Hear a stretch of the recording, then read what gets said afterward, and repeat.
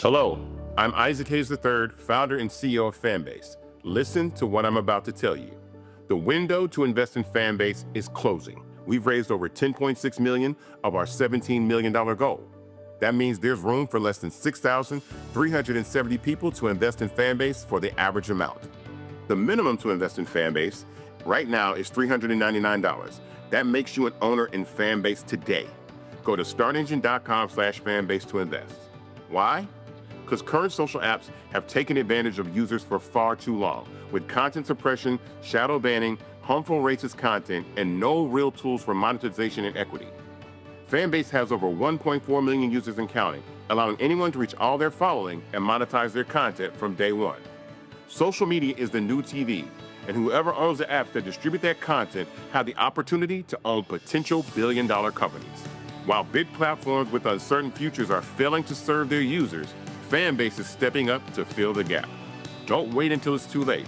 Invest now, invest for yourself and your future. Go to startengine.com/fanbase and own the next generation of social media.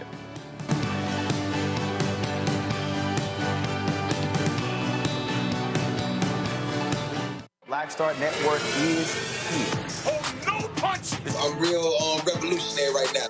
Thank you for being the voice of Black America. All momentum we have now, we have to keep this going. The video looks phenomenal. See, there's a difference between Black Star Network and Black-owned media and something like CNN. You can't be Black-owned media and be scared. It's time to be smart. Bring your eyeballs home. You dig?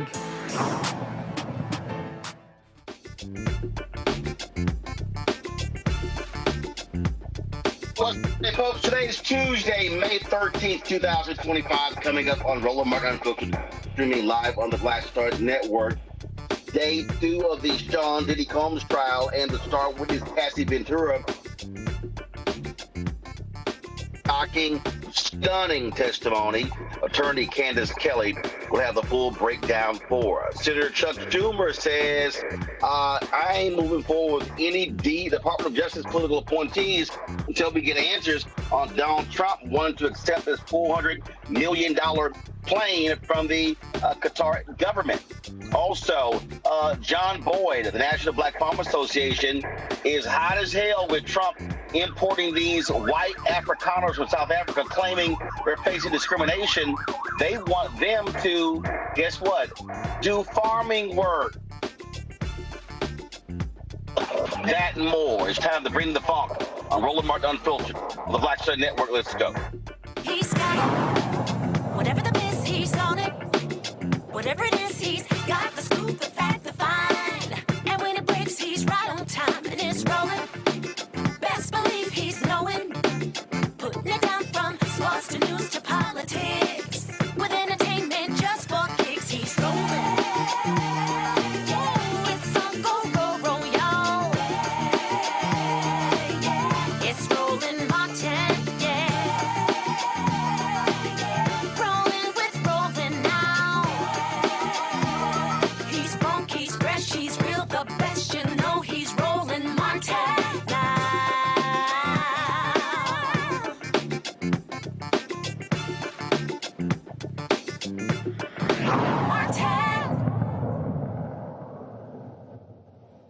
Folks, day 2 of the Sean Diddy Combs trial, and it was a blockbuster. Cassie Ventura, who was the star witness for the prosecution, she detailed vicious abuse and sometimes up to 4-day freak-offs. Homes. The defense made sure that she was seated before the jury came in. So therefore, a pregnant Cassie could not garner sympathy from the jury. But listening to her testimony, that likely happened. Legal analyst Candace Kelley Candace Kelley joins us right now. Was in the courtroom. And Candace, I tell you, I read some of the accounts and just brutal testimony about abuse, domination, and all sorts of vile, disgusting things that Cassie to her.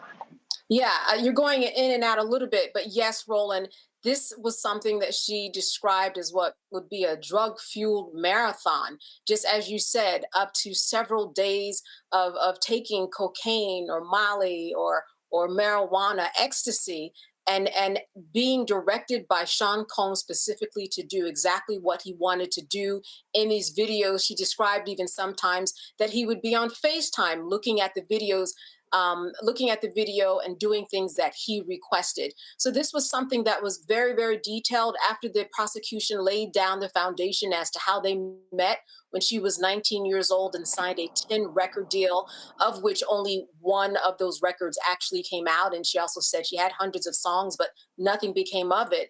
But they met at 19, and when she was 22, Roland, that is when she was first asked by Sean Combs to have what we all know now as a freak-off. And she said from then on that those freak-offs happened every week. And after a while, she felt like, yes, she was involved with this man and loved this man, but then she felt cornered in that she felt like this was her job in a sense, that this was part of something that she had to do. He had videotaped her, as well as there was violence involved, and she felt that her life was threatened. The kicking, the beating, the slapping, the punching, kicking in the head, she was not in a good position, she said.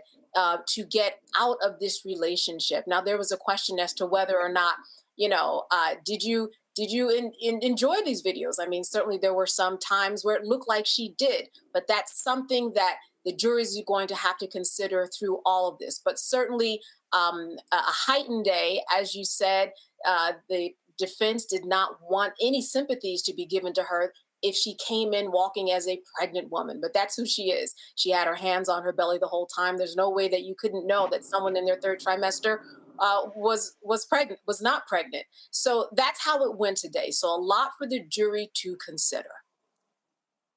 Okay, so let's unpack this. What she detailed, again, was shocking, stunning, demeaning. But how does what she detailed fall in line with sex trafficking? Because even though she was 19, she's also was a consenting adult. And so the prosecution has to make that connection, correct? They absolutely have to make that connection of force or coercion, and that she was not just a consenting adult. This is how they're connecting the dots, Roland.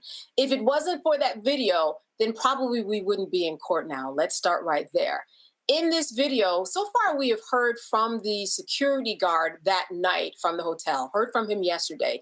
He said that when he took Cassie back to her room, there was a third person, a man sitting on a bed. Cassie says that that man is a part of the freak-offs that she was instructed to pay for, look for on Craigslist, and that security guards sometimes gave money for, or that Sean Combs sometimes provided the money for. So that's how they're making the connection, that ultimately there were other people involved. She was trying to get away that night from a freak-off in particular in that Los Angeles hotel, and that person was indeed paid for sex. So that's how prosecutors are connecting those dots. Do you believe that they're going to, and again, I'm just looking at what the charges were. Do you believe that they're going to have some difficulty? Because when I look at, when I was reading all of these stories and reading her quotes, domestic violence, but they're domestic violence charges. Correct. These are not domestic violence charges. Here's what I think is going to happen, Roland. I actually think that this could go either way. I've spoken to a number of people, and not either way on every single charge. I think transporting people for the purpose of committing prostitution, I think that is the lowest offense, and I think that is something that actually Sean Combs would take. It's only 10 years, and I say only because it's up to 10 years. He could get 5. He would get time served, and then you'd only have to, serve 2/3 of that particular sentence. I think they're willing to give that up. I think when it comes to the Mann Act and when it comes to the RICO charges, you are talking about something slightly different. But, Cassie today, while she was on the stand, she opened up the door for that RICO charge because she talked about other people that were involved in what prosecutors are calling this criminal enterprise. So, for example, there were people who came in, according to her, to the room beforehand and set up the room with condoms and Astroglide and baby oil and gave them money. Or there were people who stood guard, or there were people who rented the room in the name of them. So what she did was she opened the door for other employees, other workers to come in, and you see this enterprise starting to form, and you see that that's exactly where the prosecution will go. Otherwise, they would have never had her talk about those other people. But I think that's where we're going. I was talking to someone today, and they said, what do you think his aim is? I said, very simple. I said, the cat is out the barn. I said, their goal is to keep him out of prison. And so their whole deal is we're going to portray Diddy as a callous, mean-spirited, freaky, crazy, deranged, drug-addled individual. But they already have laid it out by saying, but he's not a criminal. That's literally what their defense is. That's right.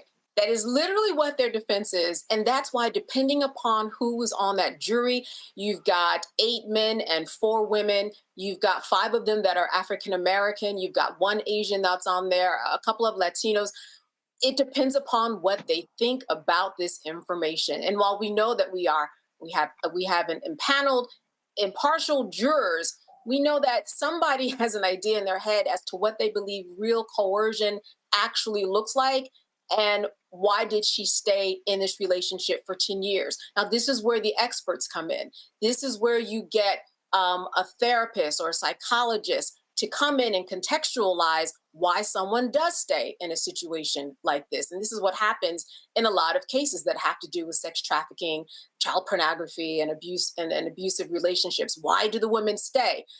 That's going to be very, very important. We are definitely going to be hearing from someone who hasn't specifically talked to Sean or Cassie, but can just really contextualize everything that's gone on for somebody in this relationship. Timing matters. This is going to be an 8-week trial. Yes. Normally, there's a build up by prosecutors for your star witness. They put her on the second day.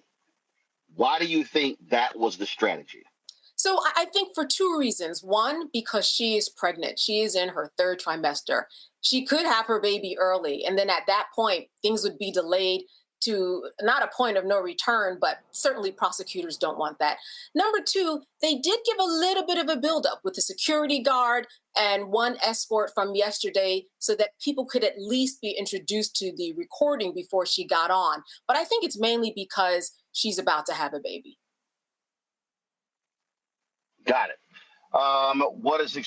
Now, is she done testifying?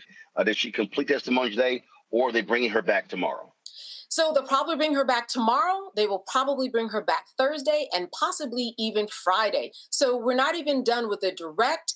Then we're going to have cross, and then we're going to have redirect. So all that is going to take time, and we haven't really gotten into all of the details in terms of other information that we've heard of the public. We've just heard a little bit about who she was, laying that foundation, what these freak-offs were involved in, and getting into all of the very, very specific details of certain freak-offs. But in terms of what happened over 10 years, I would say we're only a few years in that relationship. She might be on the stand for 3 more days until the end of the week.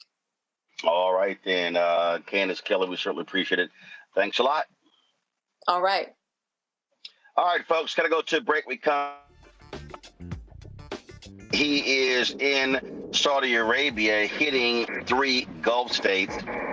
And if you want to see somebody who first is lazy, and she's lazy as all get out, absolute liar and a grifter, all one, we're going to unpack all of that right here on Roland Martin Unfiltered on the Black Star Net. On the next, A Balanced Life, we're talking soul and soul food. The kitchen is the heart of the home. So many memories that are there, the things we've learned, the recipes that we've tried to garner, and to somewhat figure out how to cook ourselves. There's something about the kitchen and family and being at the table that brings us all joy. We're going to be joined by some amazing guests who are going to talk to us about how do we keep tradition alive and what are we doing for the culture. The traditions and the gathering and the warmth and security, those memories are super important. And we have to, make sure that those continue to happen. So no matter how we get in the kitchen or around the food, I just want you there. That's all next on A Balanced Life here on Black Star Network. On the next Get Wealthy with me, Deborah Owens, America's Wealth Coach, we're talking about the difficulty of being able to acquire wealth for Black Americans. My guest, Emily Flitter, is the author of The White Wall, How Big Finance is Bankrupting Black Americans. The bad stuff that you feel when you're dealing with the financial services industry is not your fault. It's not your fault, and you don't deserve to be treated like this. That's right here on Get Wealthy, only on Black Star Network. This week on The Other Side of Change. Let's talk. Vote blue no matter who. We need political imagination more than ever, and unfortunately, some people on the Democratic side really are discouraging that. We're going to dig into all of it. The Democratic Party needs to remember who they are and who they are responsible to. This is On the Other Side of Change, only on the Black Star Network. Next on the Black Table with me, Greg Carr, the Tuskegee Institute, now university, forever linked to the infamous and despicable syphilis experiments done on the poor rural farmers in Alabama and the Tuskegee Airmen, the famous heroes of World War II. But its history is about so much more.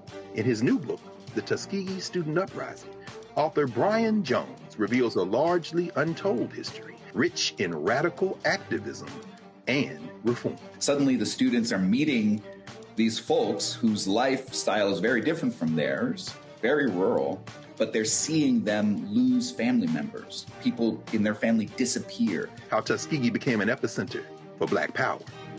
An amazing history lesson on the Black Table, right here on the Black Star Network.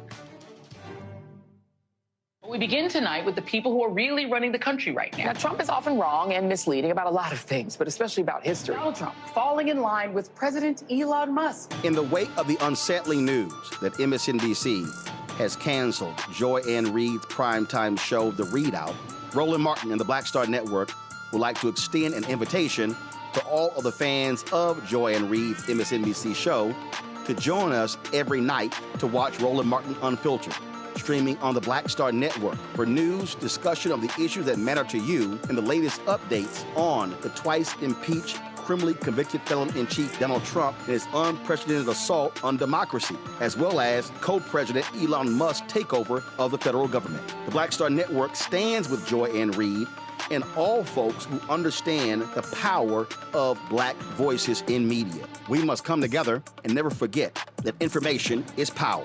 Be sure to watch Roland Martin Unfiltered weeknights, 6 p.m. Eastern at youtube.com/Roland S. Martin or download the Black Star Network app.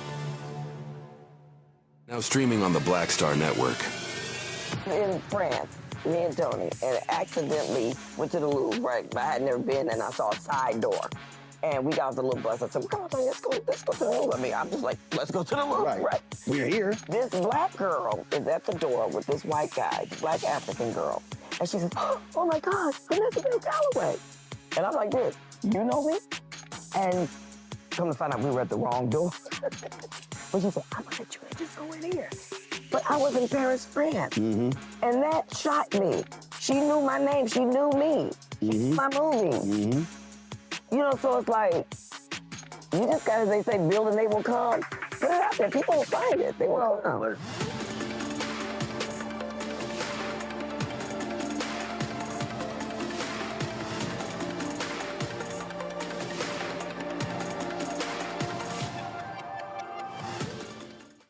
A horrific scene, a white nationalist rally that descended into deadly violence. White people are losing their damn minds. As an angry pro-Trump mob storms the U.S. Capitol, we've seen We're about to see the rise of what I call white minority resistance.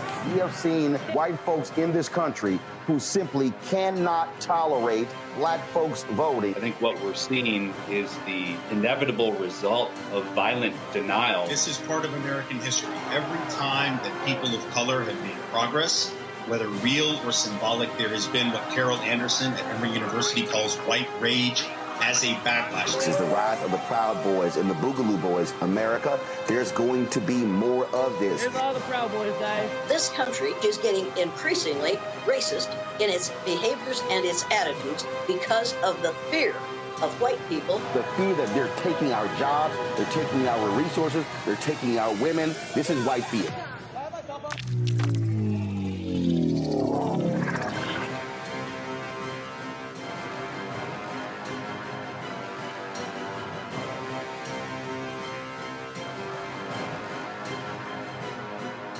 When you talk about blackness and what happens in Black culture, covering these things that matter to us, speaking to our issues and concerns. This is a genuine people-powered movement. There's a lot of stuff that we're not getting. You get it, and you spread the word. We wish to plead our own cause to long have others spoken for us. We cannot tell our own story if we can't pay for it. This is about covering us. Invest in Black-owned media. Your dollars matter.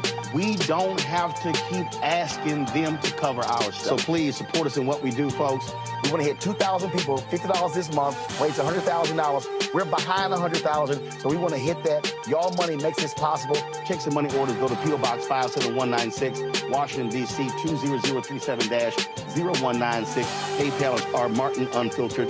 Venmo is RM Unfiltered. Zelle is Roland at RolandSMartin.com.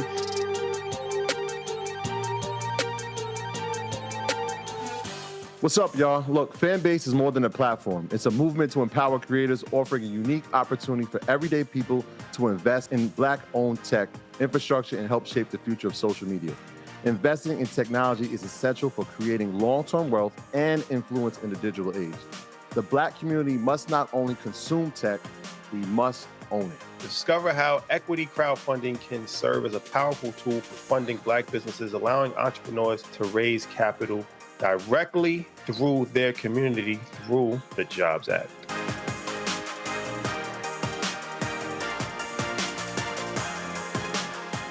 This is Tamala Mann. And this is David Mann. And you're watching Roland Martin Unfiltered. One of the things we talked about on yesterday is when you're dealing with a liar, you got to go ahead and say he's a liar. So, for instance, the liar-in-chief, Donald Trump, is running around talking about how these auto companies are going to be building these new manufacturing facilities all across America. Watch this.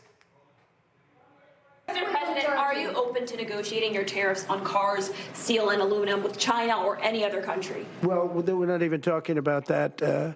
We're bringing the car business back into this country. We have commitments, not only commitments, they've already started construction on many plants. They've left Mexico in a few cases. In a few cases, they've left Canada. They're not going to build in Canada. They're going to build here because we have the market, and the tariffs have been amazing. The election and the tariffs. November 5th was a big day, and on top of that, of course, you wouldn't have the tariffs without the election, I guess, if you look at it. But we have at least 11 committed massive car factories that are going to be built, that are in the process of being built.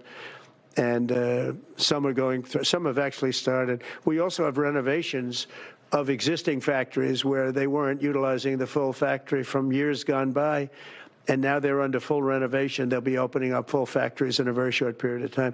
Our car industry, I think we're going to have the #1 industry. You know, if you look at Japan and these others, they do tremendously with cars, and they can do that too. But you know, if they want to sell cars in the United States, they're going to have to build factories in the United States, because I'm interested in cars for the United States. Now, one other thing is, in our tax bill, we're giving not only no tax on tips, no tax on Social Security, no tax on overtime, but also we're going to get a deduction for people that borrow money to buy a car if it's made in America. If it's not, says line. Industry experts are pushing back, saying most of these announcements are expansions at existing plants, not brand new factories, and many were planned years ago before Trump's failed tariffs. Former Republican Congressman Joe Walsh, who is host of the Social Contract podcast, has been ripping him left to right on this, saying you got to call a liar a liar. He joins us right now.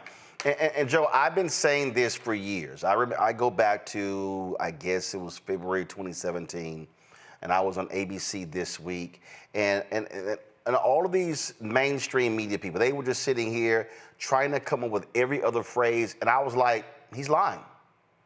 He's lying. Why would you say he's lying? And I believe media, mainstream media, has been complicit in allowing him to lie with impunity, and then the public believe that all these amazing things are happening.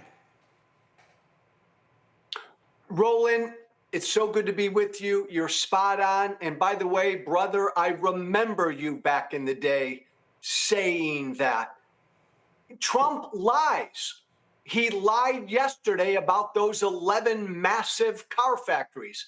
It's bull. It's a lie. Nobody asked him a follow-up. Nobody in the media said, excuse me, sir, where are those 11 new factories?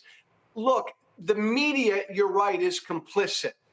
They've normalized Trump's lying. I understand it because Trump lies virtually every time he opens his mouth. He lies as he breathes. Roland, we've never, ever, ever had a politician lie like this. But the problem is because Trump lies so much, and he's been doing it day after day, week after week, month after month, year after year, the media, because he lies 1,000 times a day, the media now lets him get away with lying. That's not right. That's not fair. They wouldn't let any other politician get away with lying. They've stopped doing their job, Roland. Yeah, they have. And the problem that I have is that, they'll let him lie, then Carolyn Levitt lie, and Stephen Miller lie. You've got Sean Duffy running around complaining about Pete Buttigieg and the Department of Transportation. Duffy voted against the money for the FAA. So I'm sitting here going, so you're not going to say anything? And we know Fox News is never going to correct the lying Trump administration. Roland, this is why it's so dangerous what the media is doing, that they now are letting Trump lie. And again, I understand because Trump lies 1,000 times a day. But here's the danger. Republicans have learned from Trump. Republicans now are lying, not as much as Trump, but they're lying now with impunity because they say, and some privately, Roland, have told me this, look, Joe, it hasn't hurt Trump. Trump's gotten away with it. Trump lies about everything. And the voters don't care, and the media no longer cares. So the problem, Roland, is Republicans and everybody who works for Trump, because if you work for Trump, you must lie for Trump. They're all imitating him now. So half of the country is now untethered to truth. Right. And so what then happens is he pushes the lies. People fall for it. They believe it. And then it's kind of like, okay. Or media's response will be, well, he's always lying, so it's really no big deal. And you're going like, what the hell are you talking about? I go back to 1990. And this video has been circulating. It was actually 20-minute segment. And it was when Donald Trump was being interviewed by Barbara Walters on ABC's 2020. And here's what's crazy. This is 1990. I don't know of a single reporter or anchor today that would interview Donald Trump the way Barbara Walters did. Listen. Well, the new book is entitled Surviving at the Top. There are many people who would say failing at the top. I hope the general public understands how inherently dishonest the press in this country is. As a member of the press, let me try to clear up some of the things which you say are untrue. You write in your book, my bankers and I worked out a terrific deal that allows me to come out stronger than ever. I see the deal as a great victory, and eventually the rest of the world will too. Being on the verge of bankruptcy, being bailed out by the banks, well, you don't have to say on the skating on thin ice and almost drowning, that's a businessman to be admired? You say on the verge of bankruptcy, Barbara, and you talk on the verge, and you listen to what people are saying. I talk to your bankers. Well, that's fine. And what do they say? I mean, depending on which banker you're talking to, what do they say? I'm the only one people write about. I mean, they don't write about other people. You have a little more debt than most people. You're something like $3 billion in debt. I also have a little more assets than most people. Okay. You have debts to pay back. Right. You have huge loans to pay back. You say the country is in a depression. What makes you think that you can pay back those loans? And further, what your bankers have told us is that the only way you even have a chance is by selling that property out there totally, the plaza. Well, I don't know what the bankers have said. The plaza is a very valuable property. Everybody told me, oh, you paid too much, you paid too much. Now they're all saying what a great deal he made on the plaza. You yourself said that you saw your children maybe once a week. You're having a lot of difficulties with your 12-year-old son, Donna. You haven't talked to him since May. Do you believe in fidelity in marriage? Yes, absolutely, I do. In the current issue of Vanity Fair, the author Marie Brenner says that you read from Hitler's collected speeches, My New Order, and that these are speeches that you seem to admire.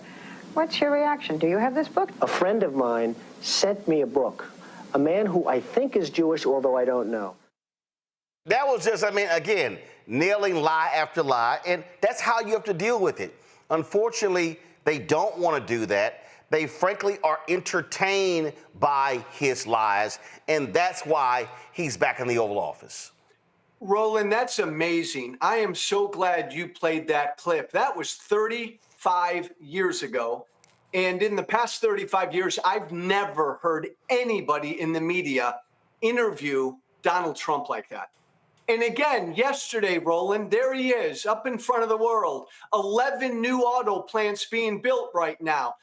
Nobody in the media challenged that lie. And I guarantee everybody in the media knew he was lying, but they didn't challenge him on it. Roland, the danger is Trump is so bad and so corrupt and so lawless, but the media's normalized it. This airplane thing from Qatar, my God, if that's Obama, Biden, Hillary, it's the biggest story in the world. With Trump, we just say, oh, that's Trump. Gosh, that's dangerous. The media's normalized him. Well, and guess what also has happened as a result? Let me pull this up. Just in, no shot. Alabama Senator Tommy Tuberville, truly one of the dumbest members of Congress, has blocked a Democratic resolution that would have condemned the proposed gift of a luxury jet from Qatar to Trump. I don't know what show I was on yesterday, Roland, but I said, look, this is Trump, this airplane thing. Donald Trump would sell our most sensitive intelligence if he could personally profit from it. That's who Trump is. But no Republican has gone after Trump for this plane from Qatar.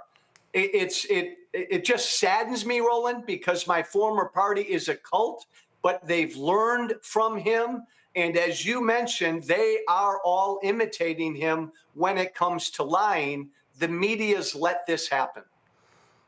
They let it happen, and then I love this. Let's move on. No, just the other day, Caitlin Collins was interviewing somebody on CNN. It was a Republican congressman, and she was hammering him over the airplane. He goes, are you going to keep asking me this? Her response should have been, yes. Absolutely. We're not going to go to any other question until why you explain why you will not condemn this. And he was just giving mental gymnastics. And then it is not just even him. Even if you look at the people who criticize it, Ari Fleischer, okay, who served as press secretary to President George W. Bush, this insane, this is... Nothing about getting Air Force One. Hold on, let me show this here, because I was like, Ari, really? I mean, you didn't even have the guts to. Nothing about getting Air Force One from a foreign government feels right. It may be legal, but I wouldn't do it. Air Force One should be American through and through. It shouldn't pass through foreign hands, and it shouldn't be a gift from a king. Don't do it. That's it. I can guarantee you that is not Ari Fleischer's response if it is President Barack Obama, President Joe Biden, Vice President Kamala Harris. No, God, no. And again, forget about Fox News, because they are what they are. The New York Times, the Washington Post, if this were Obama or Biden or Hillary, man, they'd be all over it. Look, Trump, Roland, would never sit down with you because you would interview him like Barbara Walters did. If I ever interviewed Trump, I would say, Mr. President, before we get on to the topic of the day, did Joe Biden win the 2020 election, sir? And if he didn't give me a truthful answer, I would never move off of that question till he acknowledged he lost. I would never move from that till he acknowledged that he's been lying all these years. But that's also why he's going to Saudi Arabia in these Gulf states, and there's not a single wire service reporter in the press pool. I'm going to bring in my panel, Dr. Mustafa Santiago Ali, former senior advisor for environmental justice at the EPA, Morgan Harper, director of policy and advocacy, American Economic Liberties Project out of Columbus, Ohio, Majid Padelin, social media influencer and writer out of Brooklyn. Glad to have all three of you here. Mustafa, it is just a constant flood of lies. And even you saw that Barbara Walters clip. What does he do? He attacks the media. He attacks the media. And the reality is, people talk about Jeff Zucker. Before Jeff Zucker and NBC and The Apprentice, it was the New York media, the New York tabloids, all the New York media. They gave us Donald Trump because they knowingly and willingly accepted his lies because he was great copy and he sold papers. Yeah, I mean, you know, Donald Trump has always been focused on misinformation and disinformation. And unfortunately, as Joe shared and others have shared as well, that, you know, no one wants to check him and make sure not only is it fact checking, I mean, you know, that's the basic, right? That's the bare minimum.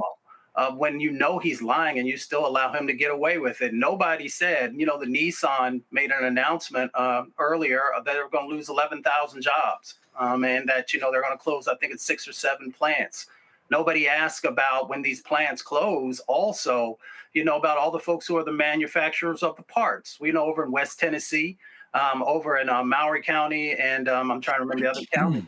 You know, you have folks who are also no longer going to be able to make those parts. So they're laying off about 400 folks.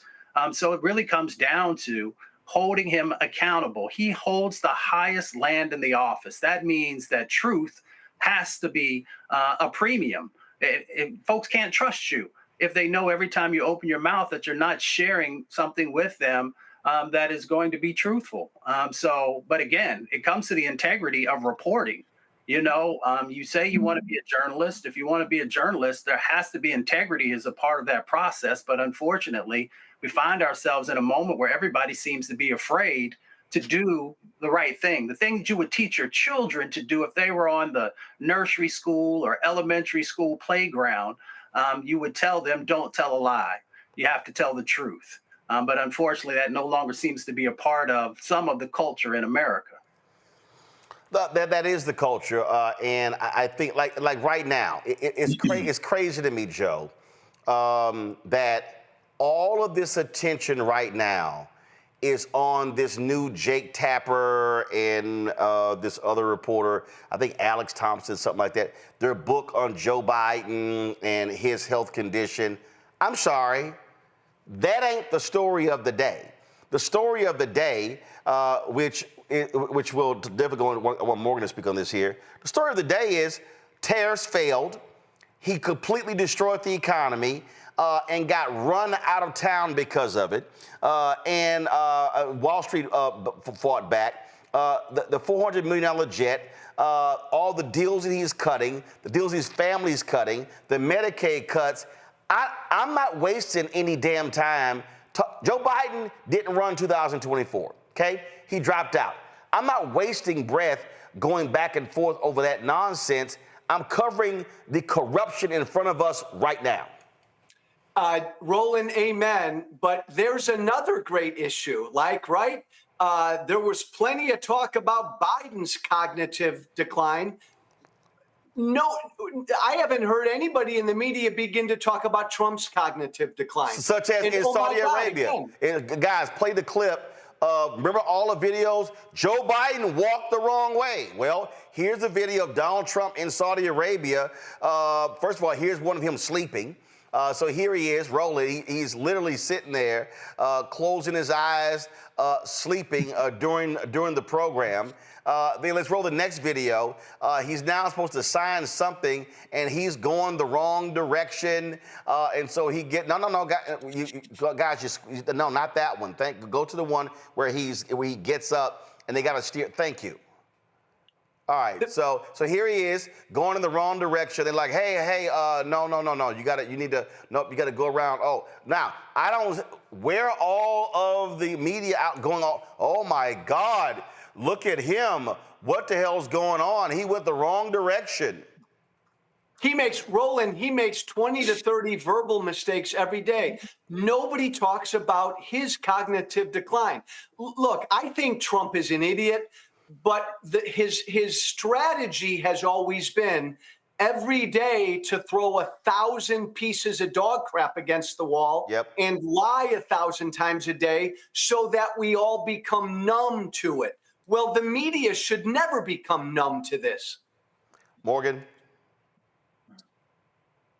Yeah, I mean, it's hard to know even to where to begin. I mean, I would say on the tariffs, completely agree. I mean, a lot of the deals that are being cut, I mean, even looking at the UK deal with cars, that there was a carve out in that deal for luxury cars coming from the UK but that then will be going to the US. Deal. It's also not a deal.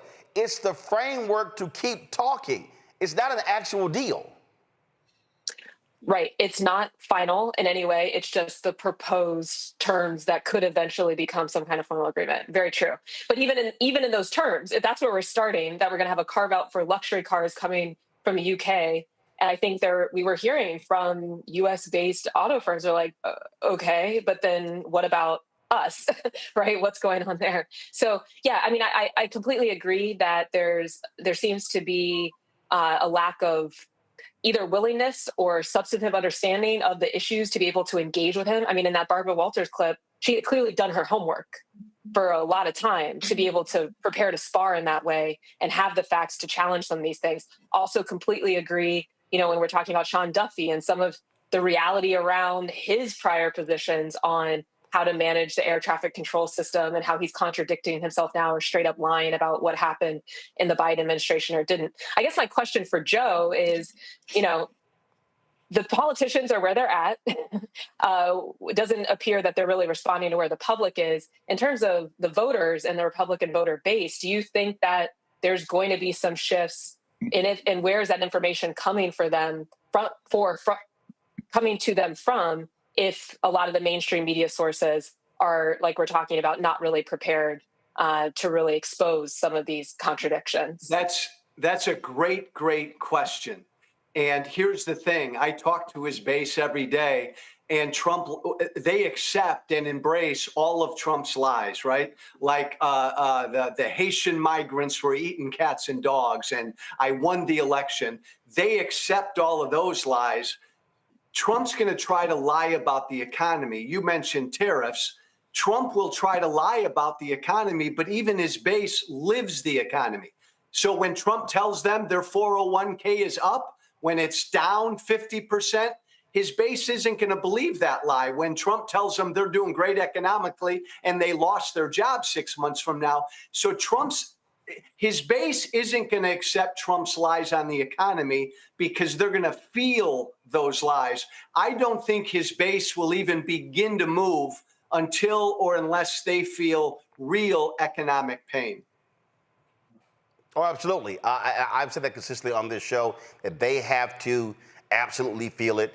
And Democrats need to be in position to be hammering that in those states, in those counties, in those cities, and saying, hey, your guy is the reason you're going broke. It's your guy. It's not Biden. It's his policies. That's what they got to do. Spot on, Roland. And they needed to be doing it 3 months ago. They need to do it every day. Again, we talk about just the nonsense we see going over there. It's crazy. Majid, go ahead. What's your question? Well, Roland, thanks. First of all, thanks for having me back on the show here. People say that hell is repeating the same horrible reality over and over again. And sometimes I watch what is happening and I feel like I'm in hell because, you hit it right on the head and the rest of your guests and the panel hit it on the head as far as the media helping to create this Frankenstein monster of lies that Donald Trump has turned into without any accountability. Dr. Ali talked about there needing to be some type of accountability. I am constantly appalled, and I've been appalled since 2015 when he first came on the scene. And, I was sitting there screaming at the TV back in 2015 and 2016. He's lying. Call him on it. How hard is it to prepare, to counter his lies? Like, you played that excellent clip of Barbara Walters holding him to account, holding his feet to the fire and calling his BS. I think George Stephanopoulos is the only other person I've seen, really able to nail him down. But I'm appalled at a room full of journalists standing there basically taking dictation during his press conferences where he tells lie after lie after lie. And by the media, and when I say the media, I'm not just talking about the journalists, the reporters, I'm talking about the people in the station, by them not even putting up a little, bubble that says, these are lies. Put a chyron on the TV saying these are blatant lies, all of them, and have a Daniel Dale type person come up and fact check either during or after the press conference. It's so important because, there are those of us in social media who, we feel like we're that mouse on the treadmill, constantly going and never really going anywhere. We keep repeating that he's lying, but at some point we need some media accountability. We need the people who are in position to direct programming, to actually say, hey, let's put this access journalism to the side for a minute. Let's have somebody ask him some hard questions and push back until he can't be pushed back anymore. So I guess, Joe, my question for you is, you're in that sweet spot where you're kind of part of an alternative media, the same way like Roland is. Roland, I love your channel here, and I think you're building something that's really important. Do you think there is a way that alternative media can supplant in influence, supplant traditional mainstream media as far as getting the word out? I think it already has, my friend. And Roland Martin is a pioneer in this field. Look, I go on this show, I go on Roland Martin's show. More people see me and will see this clip by 5-10-fold than any time I go on CNN or MSNBC. So it's already happening, and it's a good thing because people in the alternative media will hold our elected officials more to account. Yeah, and I think to the point much you just raised there, Joe, I think what is required is you have to keep hammering. The issue is not, well, we did it for 2 or 3 months and then they haven't responded. No, it has to be absolutely constant. And then you have to then remind people, we told you, that's why we have the hashtag, we tried to tell you. We tried to tell you this is gonna happen. We tried to tell you this is gonna happen, and over and over again, because it has to be hammered in. And so, and you can't just move on also to whatever the flavor of the day. You got to know what the misdirect is. And so that's, to me, I think is what's important. And too many people aren't trying to do that. So I know it's difficult being a former Republican congressman, former MAGA, but the reality is you are one of those folks. You see what they're doing, so you understand the game plan when they are trying to gaslight the American people. It's why, Roland, like people will say, Joe, you're always outraged. You're always angry. You're always pissed off. It's because I come from MAGA. I come from Trump world. And I know the danger. So, yeah, I can't stop preaching how dangerous my former political party is right now. Because, Roland, you and I have talked. MAGA used to be fringe. MAGA used to be a wing of my former party. MAGA now is my former party. It is the Republican Party. Yep, absolutely. Joe Walsh, we appreciate it. Thanks a lot. Thanks, guys. Folks, going to a break. We come back, lots more to break down, including Trump bringing in these white South Africans, because they're facing oppression. No, they're not. No, they're not. And will they be stealing jobs from black farmers? We're going to talk about that. Chuck Schumer gets a backbone and says, I'm not moving forward on any DOJ nominees until Trump speaks on this $400 million plane. Why in the hell you didn't announce that on January 21st? All that coming up next. Don't forget, support the work that we do. Join our Bring the Funk fan club. Look, guys, we don't have millionaires and billionaires supporting us. We don't have these ad agencies who are running ads. Oh, they will send millions of dollars, billions of dollars to Fox News to run, but they'll say, oh, no, we don't buy news. But you buy Fox News, but you can't buy the Black Star Network. And so our fan base is critically important. Our target goal is very simple: to get 20,000 of our fans contributing on average $50 each a year, which comes out to $4.19 a month, 13 cents a day. And do understand what is at play here. Do understand what we are doing here. It's not just this show. It's multiple shows that we're building. We're shooting a pilot for a new business show coming up. We want to target a health show as well. It's providing you news and information, not gossip, not entertainment, real news and information. And so you want to support us via Cash App. Cash App closed down all of our accounts because they changed their rules or the type of company you can have. And so if you want to contribute via Cash App, use the Stripe QR code. Click the Cash App button to contribute. You can also use the Stripe QR code for credit cards. You can also, of course, send your check and money order and make it made payable to Roland Martin Unfiltered. Send it to P.O. Box 57196, Washington, D.C. 20037-0196. PayPal's R Martin Unfiltered, Venmo RM Unfiltered, Zelle, Roland at RolandSMartin.com, Roland at RolandMartinUnfiltered.com. We'll be right back. Next on the Black Table with me, Greg Carr, the Tuskegee Institute, now university, forever linked to the infamous and despicable syphilis experiments done on the poor rural farmers in Alabama and the Tuskegee Airmen, the famous heroes of World War II. But its history is about so much more. In his new book, The Tuskegee Student Uprising, author Brian Jones reveals a largely untold history, rich in radical activism and reform. Suddenly the students are meeting these folks whose lifestyle is very different from theirs, very rural, but they're seeing them lose family members. People in their family disappear. How Tuskegee became an epicenter for Black power. An amazing history lesson on the Black Table, right here on the Black Star Network. I'm Russell L. Honoré, Lieutenant General, United States Army, retired, and you're watching Roland Martin Unfiltered.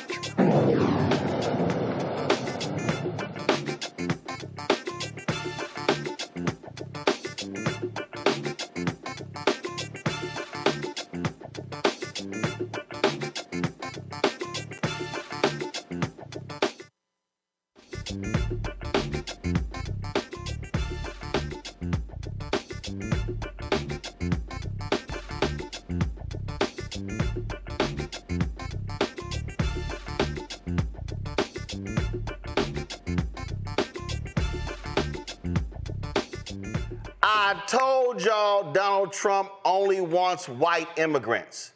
The attack on Haitians is because they're black. He called African nations shithole countries. It's because they're black. This is what it's all about. So what is he doing?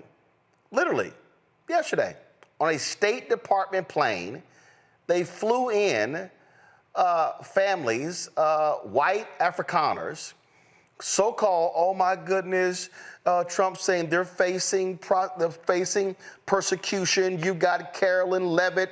She's on the White House. She's up there lying about them as well, and them coming in, welcoming them to the country. Folks, utterly shameful and despicable, okay? And that's what you got going on. Now, remember they were all talking about the Great Replacement Theory? Well, that's what this is. So what Trump is saying, hey, we're going to sit here and we're going to run out all of these, all of these black and brown people, but hey, we're going to import some white people. And here is the Trump Deputy Secretary of State greeting these Afrikaners, and I'm going to play some other stuff where he praised them for their long history of being great people. I want y'all just listen to this question and answer.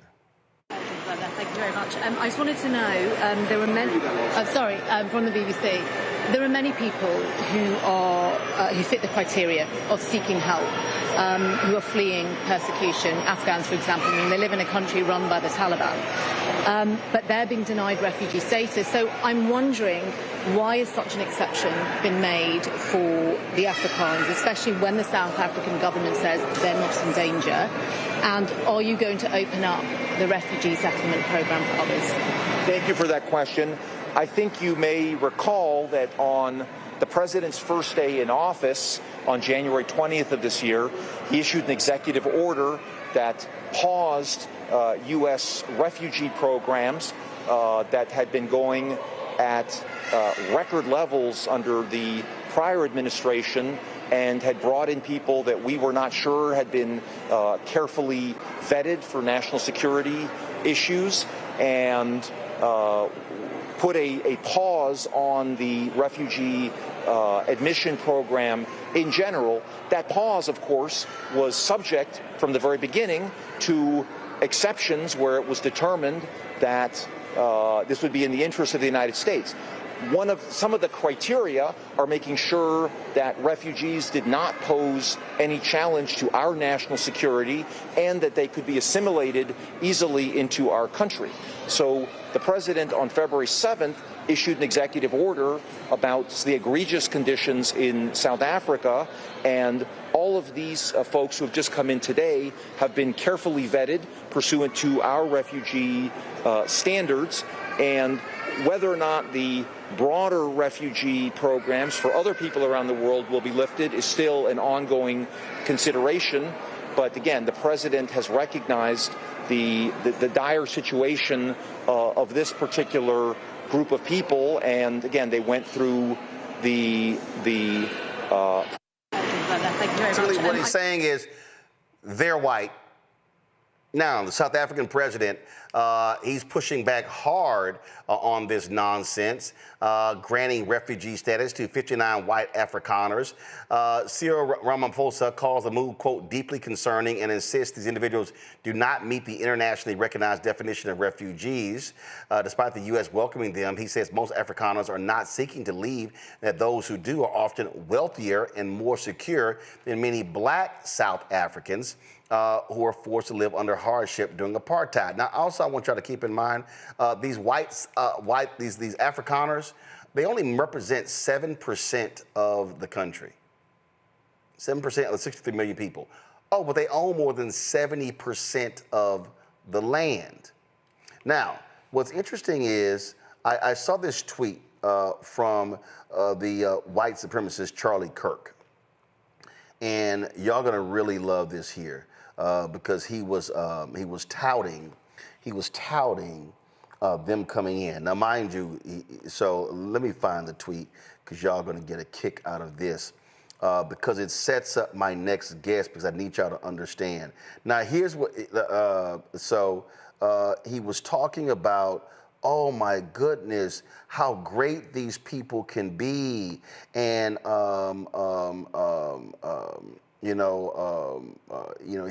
he's citing this African National Congress thing. Look at the South African Boers face systemic legal discrimination in their country. They face horrifying violence based on their skin color. A political party in their homeland openly calls for genocide. Yet, this is the key right here, y'all. Yet at the same time, they are enormously talented people. They have useful skills. They're very close to America culturally.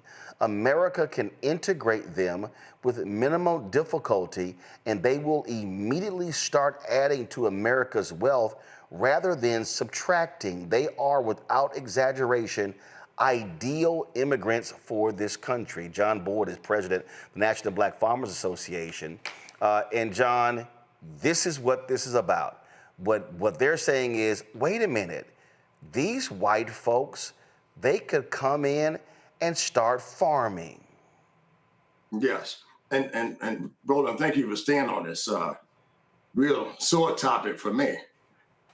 They brought him in and greeted him and greeted them. And these are, I want to be very, very clear. They say white Afrikaners. These are white farmers and their families that they welcome into this country. And when did they welcome black people into this country? I asked you that question. We came in the belly of slave ships and chains and shackles. They flew them in on a government plane, and the Virginia governor, shame on him, helped them fly into Dulles, Virginia to greet these 59 families.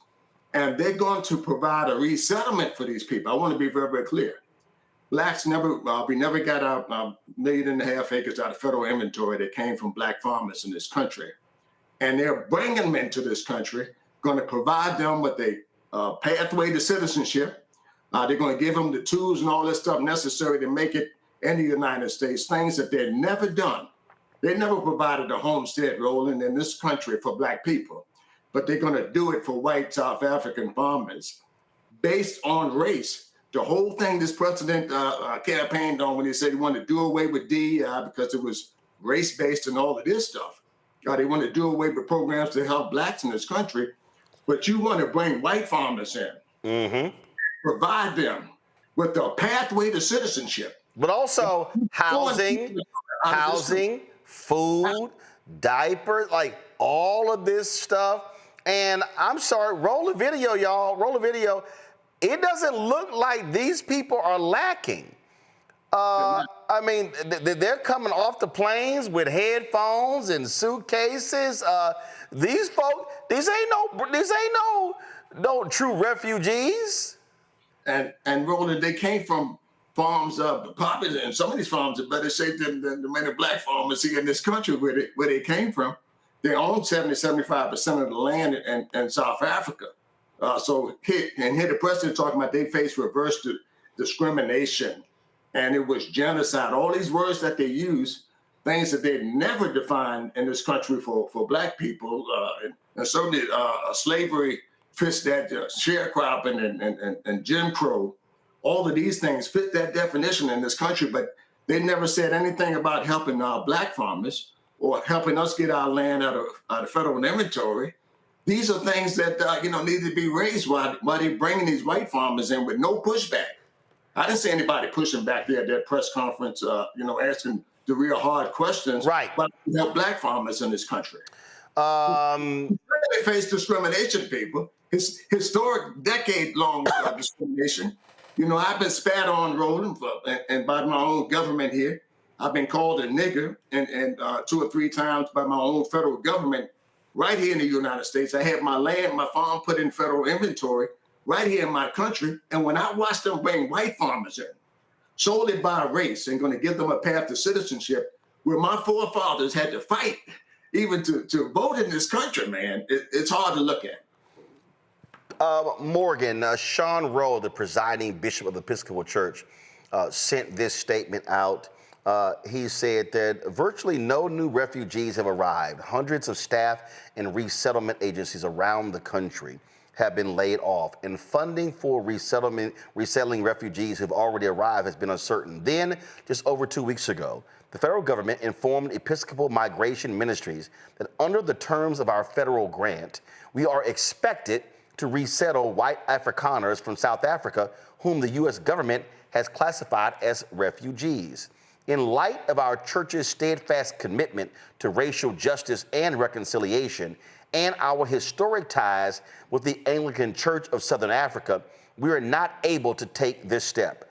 Accordingly, we have determined that by the end of the federal fiscal year, we will conclude our refugee resettlement grant agreements with the U.S. federal government.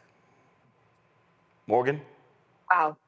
Yeah, I mean, that's a pretty powerful statement. And I think, one of the things that, let's just say first, what's very sad about this is we have a lot of people around the world who truly do need the support of the U.S. government, the resources that we have, and the ability to escape persecution. And that's what a lot of these organizations, as he laid out, were created to support. And a lot of that infrastructure, here in Columbus, I mean, we have so many different communities, Somali, Russian Jewish communities that were designated as refugees that have made their home in Central Ohio. And once you have that infrastructure, then you're able to use it to support different communities. So I think that's one thing I would note is just the closing up of that infrastructure and the organizations that have supported those settlement services not being able to continue. You can't just turn that back on necessarily, once there's a change in administration and more resources might come. And so that's a risk here. The other point, though, as we've been talking about, is, how this administration is defining refugee clearly is not connected to the reality of how most people think of that term and how it has been implemented in the past. I think one of the political complications around this, and I would love to hear more, from John here, is that part of what, and this is getting back to our earlier conversation too, part of what is making this, I don't think palatable is the right word, but that they feel licensed to make these types of moves is because they feel like they're operating on some kind of mandate from that election, that there was discontent with how many resources were going towards immigrant refugee communities versus people who have been in this country for a long time. And so I guess, John, as you're having conversations with people, or in this moment where you're thinking about how to push back on some of these policies or looking ahead to what you want to see, prioritized by a different administration, how do you wrestle with that? I think especially in the Black community, where we've heard from I know I've heard directly from people that are frustrated with how many resources have been going to support refugees from all backgrounds. And, and this is just the latest example of that. Not a position I agree with, but it is a position that I have heard. Right. And the first thing that the administration came in to do was stop the food aid programs directly that went to South Africa that helped many native black families there.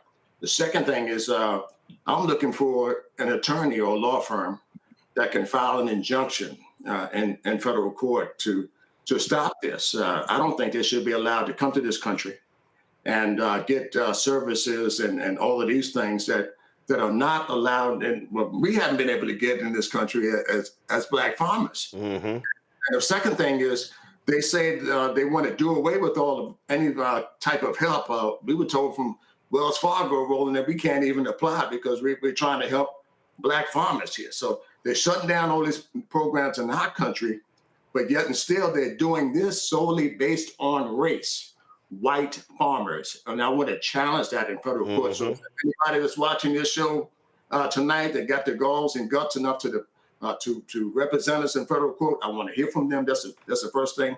And this administration wants to cut off food and cut off resources to blacks around the world is what they're doing. And that's why they quickly went in and cut out the money. And this is by design, people. It's designed by Elon Musk, Stephen Miller. He's the architect behind it. When they want to test something, they throw Stephen Miller out there. We want to do away with the KP stuff and all of this stuff. They just want to do away with it. And they put him out there to test the waters. And then they see how it goes. And then they put up with some executive order. It's crazy, and it needs to be dealt with. And we need an uprising in this country, Roland. And guess what, man? I want to say this to Roland Martin because he was the sole microphone that warned Black America just how bad Trump could be. It was you, Roland, that waved that horn every day, and many people weren't listening to it. So now you have to listen and bear the burden of the real effect of what's happening to us. And we were trying to tell them that this was about whiteness. Donald Trump, the last time he was there, Mustafa, he literally said, hey, why can't we get people, I think it was from Finland or something like that. He wanted white people. That's what he wanted. He wanted blonde-haired, blue-eyed white people. The attacks on the Haitians is because they were Black. And the people in Springfield, Ohio who were upset, it's because they were Black immigrants. And people need to understand this. I laid all this out in my book. I said it. That's why it's called White Fear, how the browning of America is making white folks lose their minds. If they could import 5 million white people, they would do this every single day. Without a doubt. I mean, for the last couple of years when I would be on the show, I would talk about apartheid-esque types of actions that were going on. And people be like, Mustafa, what are you talking about? And I was like, all you have to do is look at the blueprint that they used in South Africa and how this administration has been utilizing many of those same sets of actions. So now they put it right here in your face. He talks about America first. If it was truly America first, then our Black farmers would have been taken care of, like John and my grandfather and so many others. You know, whether larger or medium-sized farms or small farms have been trying their best to be able to get justice and to be able to have an equal playing field. But an equal playing field is not a part of the supremacy sets of actions that we have currently going on, because we're seeing it play out right now before your eyes. You're seeing the fast tracking of visas and subsidies. They might as well just gave folks a gift basket. Maybe they did. That they talk about the vetting. You know, it's really interesting when they talk about the vetting. I'm really concerned with what they're actually doing in this space, because originally it was supposed to be 49 folks coming, and then 59 folks got off the plane. So somebody evidently didn't do a good job in relationship to vetting. And I know a little bit about that. When it comes to Black and brown folks, whether you're from Venezuela, the Congo, Syria, Afghanistan, or Myanmar, he doesn't see value in you being a refugee in this in this country, and are trying to find ways of sending you back or to stop individuals from coming from those countries that are having wars, civil wars. They're having political issues that are going on. They have coups that are going on. They've got real issues that this country should be taking seriously, should be inviting those folks. But we find ourselves in this moment where people have taken off the hood. Let me say that again for the people who are slow, who are watching, who took off the hood and are showing you exactly who they are. So we have to keep putting a spotlight on it. You've got to also make sure that you're reaching out to folks up on Capitol Hill and asking them, what are you doing in this moment? Because if you say that you are elected by the American people, but I don't see you necessarily doing the steps that are necessary to protect them and to uplift them and to make sure that they get their just due. But that's the moment that we find ourselves in. So I want to play this here, John. This is a clip from that same State Department official, but I want you to hear what he actually says to them in greeting these folks. Listen.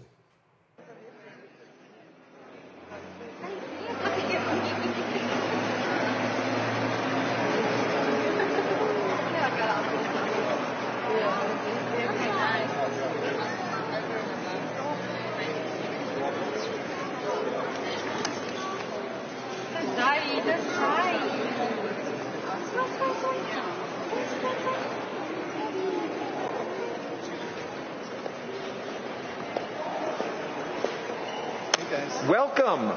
Welcome to the United States of America. It is such an honor for us to receive you here today. This is the land of the free, and we know that all of you have faced... I'm Chris Landau. First of all, let me introduce myself. I'm the Deputy Secretary of State of the United States. This is my friend Troy Edgar. Yeah, I'm the Deputy Secretary of Homeland Security. And again, welcome. So great to have you guys here. I know you've gone through a long flight. I cannot believe there are babies and children who are actually so well behaved. This is much better than mine are. So bless you for that. And, you know, I think it's so happy. It makes me so happy to see you with our flag in your hands. And that flag symbolizes liberty for so many of us. Many of us, our families, have had a journey not that different from the journey that you are embarking on today. My own father was born in Europe and had to leave his country when Hitler came in the 1930s, and made his way to South America first and then eventually to the United States.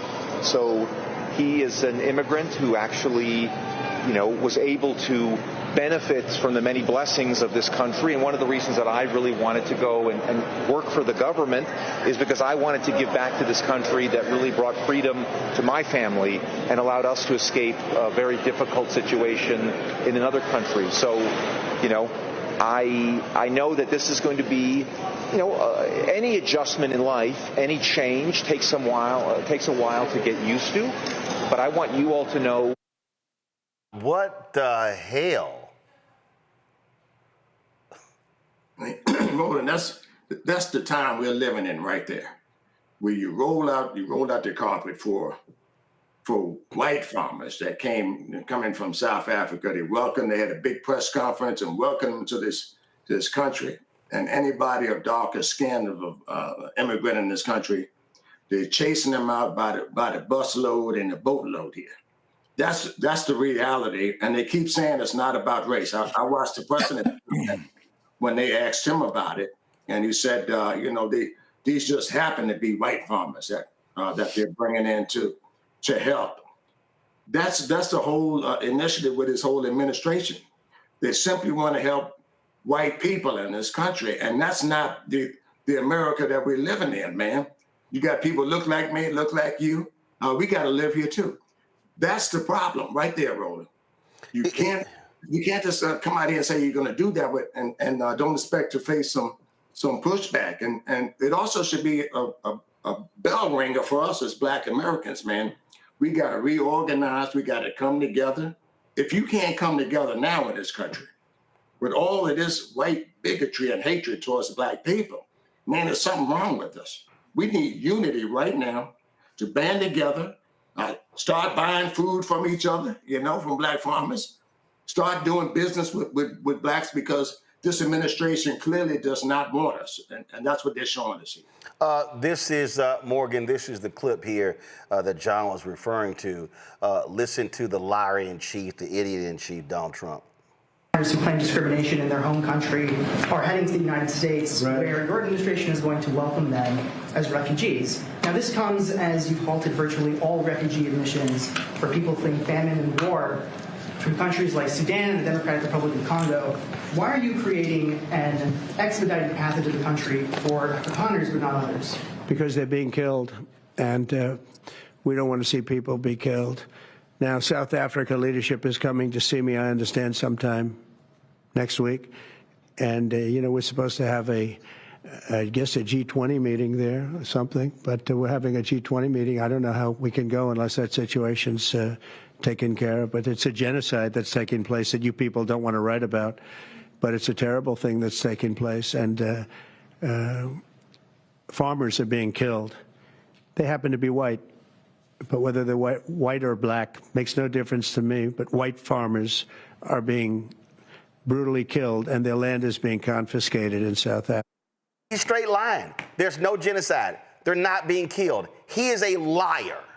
Yes. And go ahead. Yeah, these are just lies. And, it's not even remotely funny, because as that reporter pointed out, there are deadly conflicts going on in other parts of Africa, not South Africa, that are hurting, I'm sure, farmers and all sorts of other people in Sudan, the Congo. And so the fact that we're not going to be providing resources for them, that doesn't seem like it's something that matters to the President of the United States in this moment is very, very upsetting and scary, to be honest. I mean, this level of lying. This does get back, though, to our earlier conversation. One other thing I was going to add, because, I know the books about Biden can seem, and I agree, not a great use of time or energy to be spending a lot of time on the retrospective. But I do think one of the things that creates the opening that makes it more challenging to call out some of these lies is that, they're kind of able to turn and, oh, well, Democrats are liars too, right? That's a phrase we hear a lot.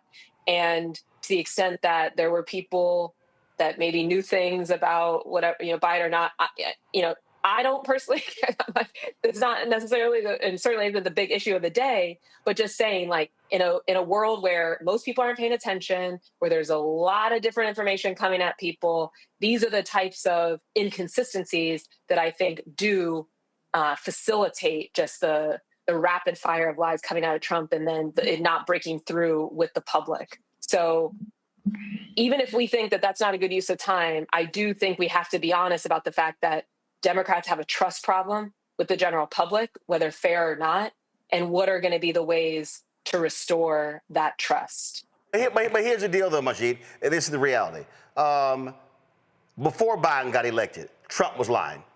He was lying 2017, 2021. He lied. He lied when he was running, going back to 2015. So I don't care if there were people in the White House who were, concealing Joe Biden. But here's the other deal, okay? And here's the problem even with that, okay? Stories like, oh, Joe Biden may have been in the wheelchair. But then I see video of him riding bikes. I'm like, what the hell? At the end of the day, this man is lying. He is allowing white Afrikaners to come into the country under the pretense of genocide in South Africa. He's lying about farmers being killed. That's what he's lying about. And they're lying about even the land redistribution because these white folks literally stole the land. But you know what? I guess Donald Trump will never have to admit that because that's what white Europeans did in the United States. You're right, Roland. And, you know, when I first heard about these white South African farmers being brought over here, it was like a blatant slap in the face. It wasn't even a dog whistle. It was a bullhorn. It was a bullhorn message. Donald Trump was putting up a whites only sign on America because after everything that he had gone through and had his administration do to get rid of people of color, to deport people, even people who were here with legal standing, just getting rid of them, however he could. And now he's rolling out the red carpet for people. And as Mr. Boyd pointed out, and you pointed out as well, it is all about race, despite the fact that they say, oh, it's they just happen to be white. No. It's not that they just happen to be white. This is the reverse great replacement theory, right? They've been obsessed with this thing for years now. Yep. For years, they saw some data maybe a decade or two ago saying that by the year 2050, Caucasians, whites were going to be the minority race, and Latinos were going to be the majority. And so this has them obsessed with, like the whole anti-abortion thing. Yeah, they don't want to abort any more white babies. They want more white babies. Let's pay $5,000. Let's just pay you $5,000 to have some babies, And that's what it's all about. And I personally, this South African thing, I think Elon probably put a bug in Trump's ear about, because even the courts in South Africa said that story is nonsense. There's nothing legitimate about it. How hard would it be for, I'm not a reporter. I'm a guy with the social media account.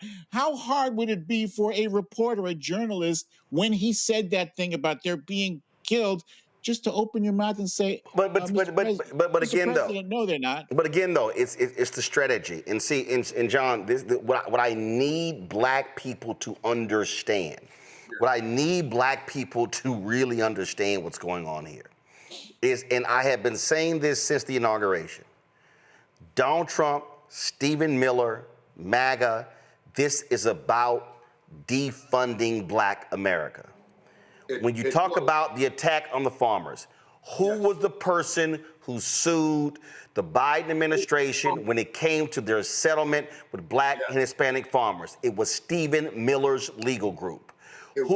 Donald Trump said, oh, it was an illegal DEI settlement for those black people in Lowndes County, Alabama, who had sewage being backed up into their yards. They stopped that.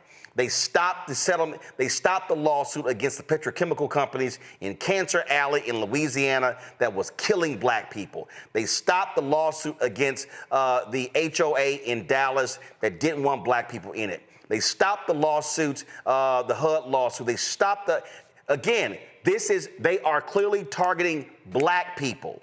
And I need black people to understand that what you're seeing right here is an embracing of white Afrikaners, individuals who were absolutely racist, individuals who beat black people. These people, and you're right, David Sachs, Peter Thiel, Elon Musk are all white South African men who grew up under apartheid, and they loved that particular system. And what we also cannot forget, there was this country was two countries.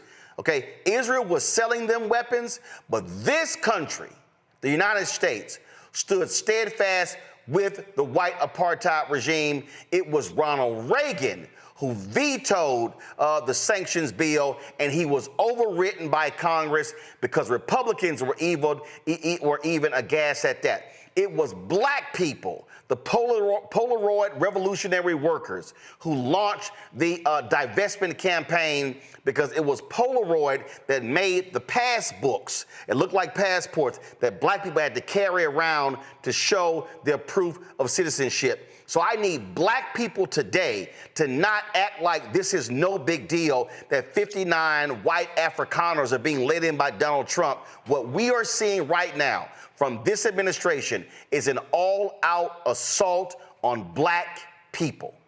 Yes, and Roland, maybe you tore it up. And I want to make a more direct nail, with the hammer here. $5 billion that I worked 30 years to get in this country. I had to go through acts of Congress and marching and lawsuits. We finally get it. Stephen Miller and that bunch organized white farmers to sue us and organizations and stuff in federal court and block $5 billion to black and other farmers of color in this country because they say it left out white farmers is what their sole argument was. And Roland, they sued us in all these federal courts in Florida and Texas, and that we had to raise money and come on your show and ask for help, all of these things. They done it because it was the monies, the $5 billion was going to go to black and other farmers of color. Now they say, they say you can't do that. You can't pay the $5 billion because it's solely based on race. That's what the argument was in federal court. Now they want to bring white farmers. I'm gonna keep saying it until somebody starts calling it what it is, and their families into the United States, and help them, give them a path to citizenship. And what it says on this executive order, it says right here, refugee resettlement is what they want to do. Resettlement and other initiatives. That means money and land and all of these things. They're gonna bring them to this country and provide that to them, solely based on their whiteness. I'm gonna use your word, Roland, white farmers, but they won't do it for blacks in this country. They won't return our land out of inventory, but they want to give it to white South African farmers. They want to give them Native American lands or grazing lands from the Department of Interior, and they want to give them land out of federal inventory. That's what I heard, Roland, from the United States Department of Agriculture that came from black farmers. And I'm gonna tell you right now, on your show, Roland, I said it, I would die over my land. For anybody who don't know how serious I am about this movement, I would die over my land because the way that my forefathers got it, man, they had to scuffle, they cheated them and done everything they could, and they were able to hold on and hit these people when they take your land and give it to white South African farmers. I say no. And guess what? Now, I'm gonna use Grandma Ruth's line here, Golden. She would say, you keep on doing bad. There's a stick sitting up out yonder with your name on it. There's a stick sitting out yonder with Donald Trump's name on it. And if he keeps doing wrong, he's going to step on it. Yep. Just give him time, bro. He's going to step on that stick that Grandma Ruth is talking about. All right, John Boyd, keep up the fight. We'll do it as well. Thank you. I appreciate it. Thanks a lot. So let me show y'all how quiet some people are, these little black MAGA people. Danielle Carter, the fitness instructor in Chicago, she has an organization, Chicago Flips Red, and also you see her right here at the White House standing with Trump. So I'm on her Twitter feed. Do you know what you don't see, Mustafa? Morgan? Mahi, you know what you don't see? I don't see nothing about these white Afrikaners. Dem party is so over. She got all this stuff. Here's this one tweet. She was criticizing in New Jersey. When was the last time you Dems fought for their loyal base that was vote blue no matter who the black community?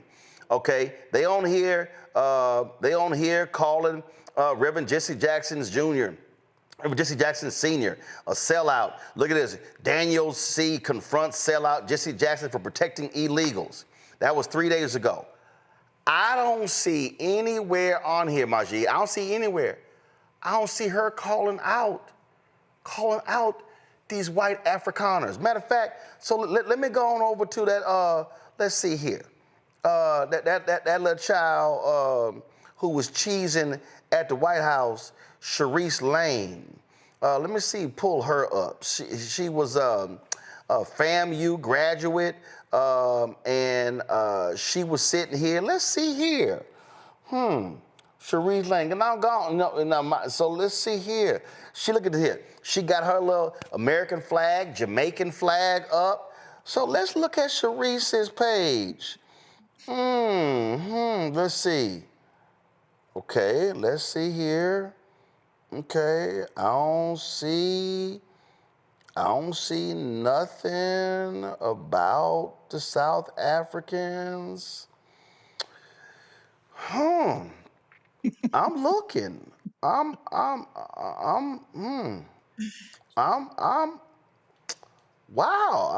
I'm still looking. I'm still looking. I'm still scrolling. Let's see. Okay. Again, y'all, she was one of these people who was out here just running her mouth that, oh, Trump is this and he's amazing. I literally don't see a single tweet where she's calling out. It's amazing. They missing. Now, Daryl Scott, let me go on his little page. Now, I'll give Daryl credit. Okay, I saw his tweets earlier where he was calling out the folk. But what was missing, he wasn't tagging Trump, his boy. So Daryl said, I'm looking right here. Here it is right here. So Daryl Scott, I wonder what the reception would be if 50 black South Africans came over with their families to assimilate into America. He writes, I lived during the time when there were international outcries against apartheid, which fell upon deaf ears. Excuse my lack of sensitivity. And so wonder where all those refugees got American flags from during their escape from genocide. They looked like they were all bought at the same gift shop for a photo op. And I'm sitting here again. But here's the problem. He ain't directed nothing at Trump. Trump's his boy. He talked about how he got Trump's phone number. He didn't say, so that's performative. If you aren't criticizing the man who brought him in, I don't want to hear a damn thing from you. That's the thing. He doesn't want to get kicked out of the clubhouse. He's got access right now. He's, I hate to use the word token, but I'm going to use it anyway, because that's basically what it is, I could probably make a fortune if I wanted to, just throw my my morals and values in the trash and never look myself in the mirror again, and switch over to the dark side. Yeah, I could probably make a fortune being like, that Candace Owens, if you will, but I can't do it. I need to be able to live with myself. And I remember watching the brother from the Daily Show. He was talking, I can't remember his name, but he was talking about how when he was growing up and he was little in South Africa, his mother was Trevor Noah. Black. Thank you. Trevor Noah, and his father was white, and they literally couldn't walk down the street together.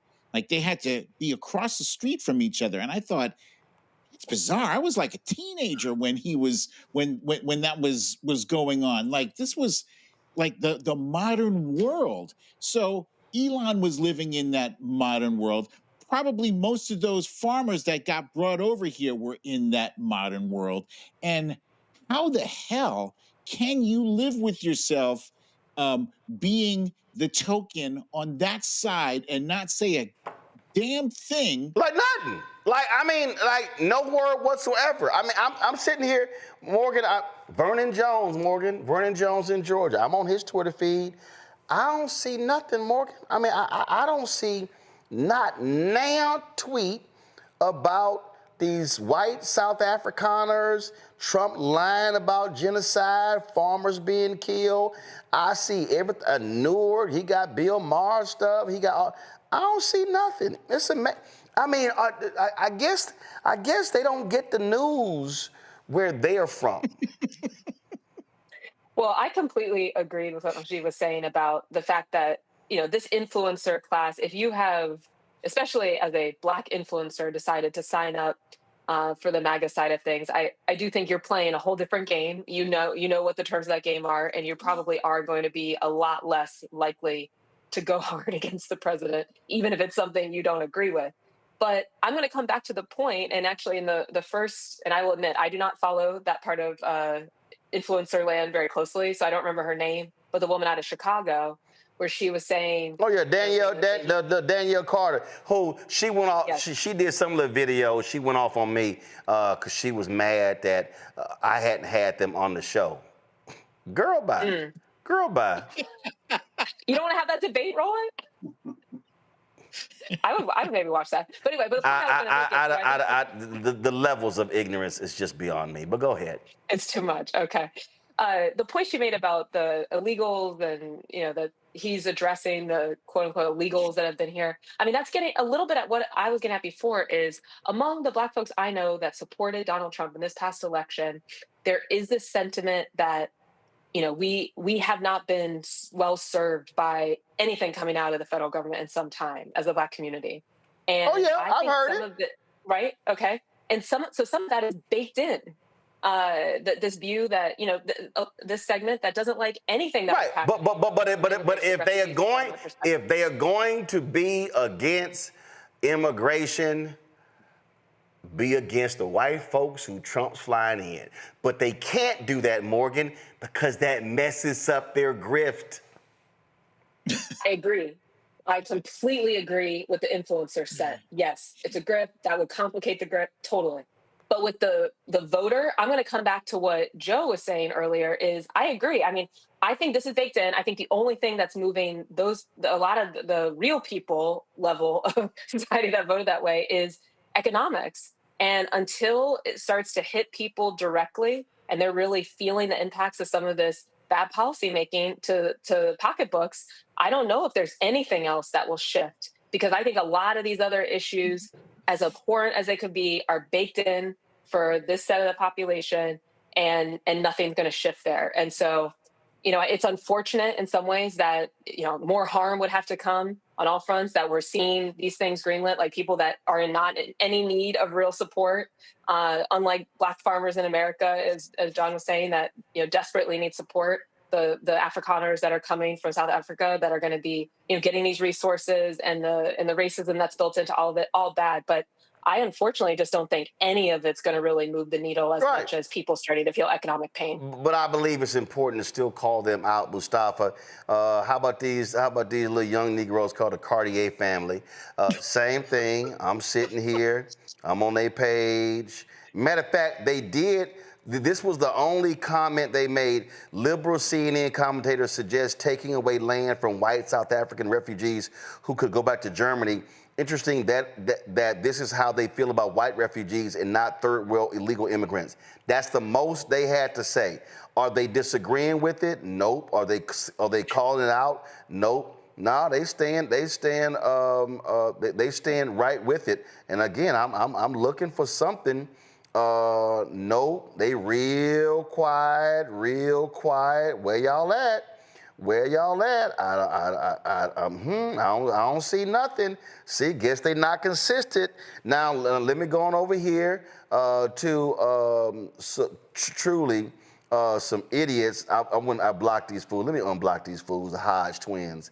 And so let's see here. Ooh, I'm looking, okay. Okay. Anything about South Africa? Anything about South Africa? Let's see here. So the Episcopal Church said they're gonna end the refugee thing. We just talked about it. Oh, the Hodge twins, the two black dudes, they called the Episcopal Church racist. So they down with the white Afrikaners. Look right here. Deport every damn Somalian and every other immigrant that lives off the government and hates America.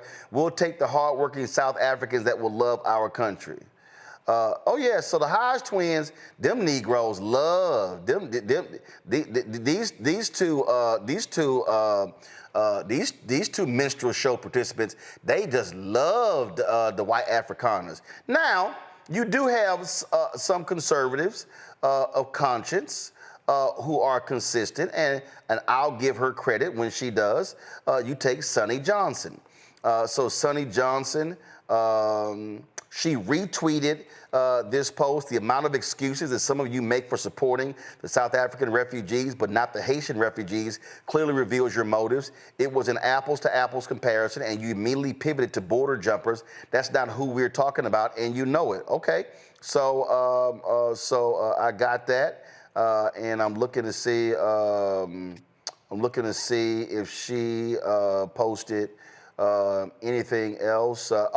She retweeted this here. There's no white genocide in South Africa. No need for misleading hyperbole, but there is discrimination against minorities.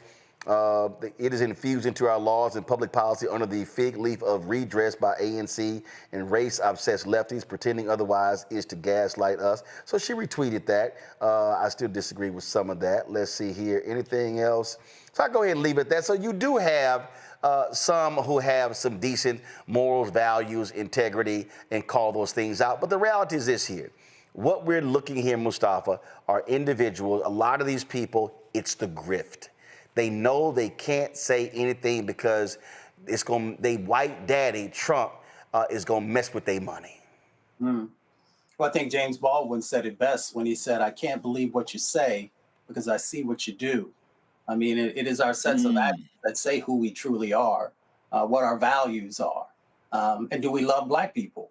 And do we love other folks also who are in vulnerable situations? You know, I don't know those brothers and sisters because I'm busy on the ground doing the work. But it is important to make sure that individuals who might come across what they say understand who they are and what they represent, because we live in this digital world where lots of folks don't read anymore. They get a quick clip and then they just go with that. So you got to put a spotlight. Wherever injustice might be, you put a spotlight on. Yep.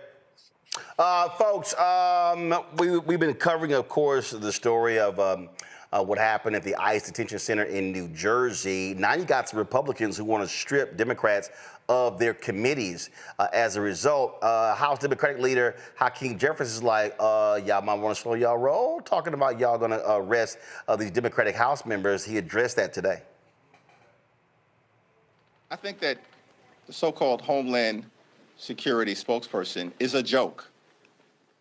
It's a joke. They know better than to go down that road, and it's been made loudly and abundantly clear to the Trump administration. We're not going to be intimidated by their tactics to try to force principled opposition from not standing up to their extremism. It hasn't happened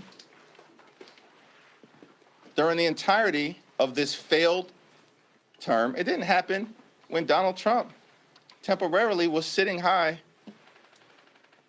in the immediate aftermath of the election. Do you think it's going to happen now when he's the most unpopular president in American history after his first 100 days? Give me a break. No one's intimidated by this dude. No one. And so there are clear lines that they just dare not cross. So, look, don't be surprised if if Republicans try to make this move. We already see what's going on. So the real question, Morgan, is how should Democrats fight back? Yeah, I like the strategy of pushing the envelope on the opposition and push it legally. I mean, force them to continue to have to defend how laws are being broken. I mean, we're seeing this, you know, to the clip from Congress people. We've been seeing it from sitting commissioners of independent agencies. There's, you know, active case right now. I've mentioned before the federal trade commissioner, Democratic federal trade commissioners that were attempted to be fired. They're suing. We're seeing it with kids in college that are also pushing back and suing from their illegal detention. And so we need to continue to have on all fronts that we the people that recognize some laws and Constitution out here in the United States of America need to be encouraging folks to stand up and fight back like that, which can be intimidating, but there's power in numbers. What you're doing, Roland, and through the shows, shining a light on that opposition that's happening, that people are not just folding there. The only thing I would dispute in what Rep. Jeffries was saying is that people aren't intimidated by this. I think we know very well that a lot of Republican members of Congress are very intimidated. And so even, like one of the big stories of the last couple of days with this airplane from Qatar, like you were saying, there were Republicans that spoke out about it, but very, very timidly so, right? It's like, this could be a problem if we have foreign entity, right? Not just like, what the fuck are you doing? Like, you cannot do this as a right. I mean, normally we're used to Republicans stomping, getting loud. This is sort of how they're speaking. I'm gonna illustrate y'all.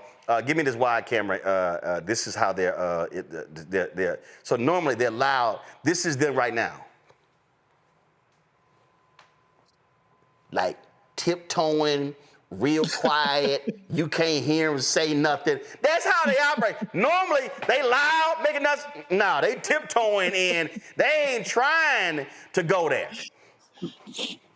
Absolutely, because they're terrified. They're terrified of losing. They're terrified because they know right now the political calculation is if Donald Trump is not on your side, you are going to lose as a Republican in a primary.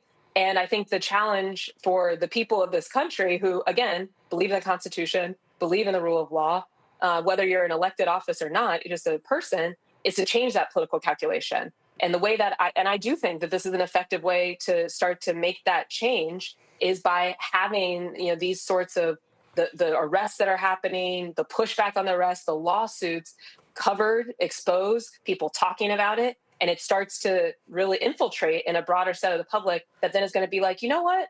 I don't know if I really like my Republican congressman that seemed to be okay with a child being abducted from the street. Right. That's not the America I want, right? Even if I'm a Republican. So, is that a huge number of people? I think our recent history would suggest to us not, but it's probably enough to swing outcomes of elections. And that is really the challenge in this moment. And Lord Mustafa, look who finally woke the hell up and joined the party.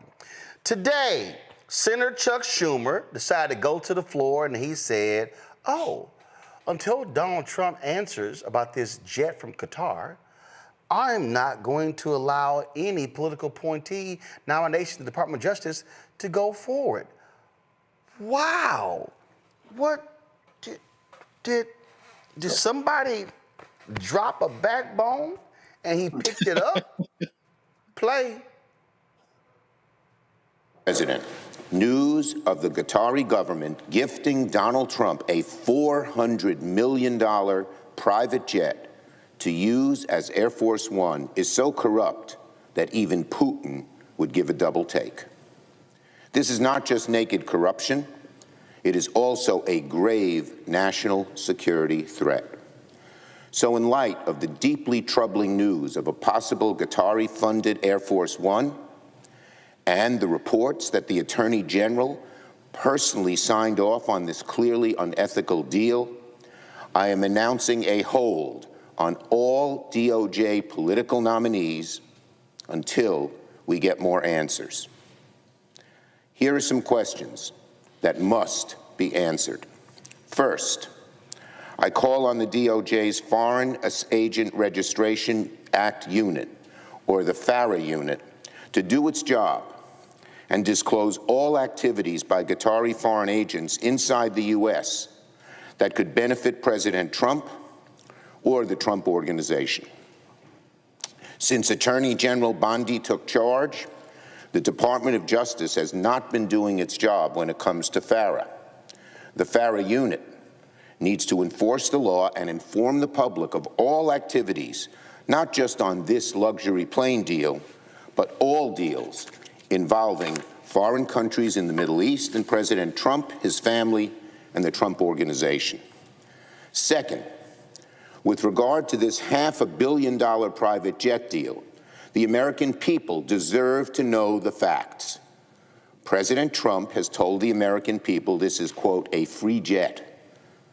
Does that mean the Qataris are delivering a ready on day one plane with all the security measures already built in? If so, who installed those security measures? And how do we know they were properly installed? Why would we take the risk of trusting any foreign country to do this sensitive work?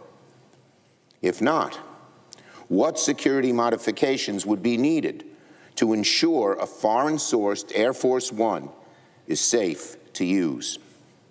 If this is, as President Trump promised, a free jet, will the Qataris pay for those highly sensitive installations, or will American taxpayers cover the cost?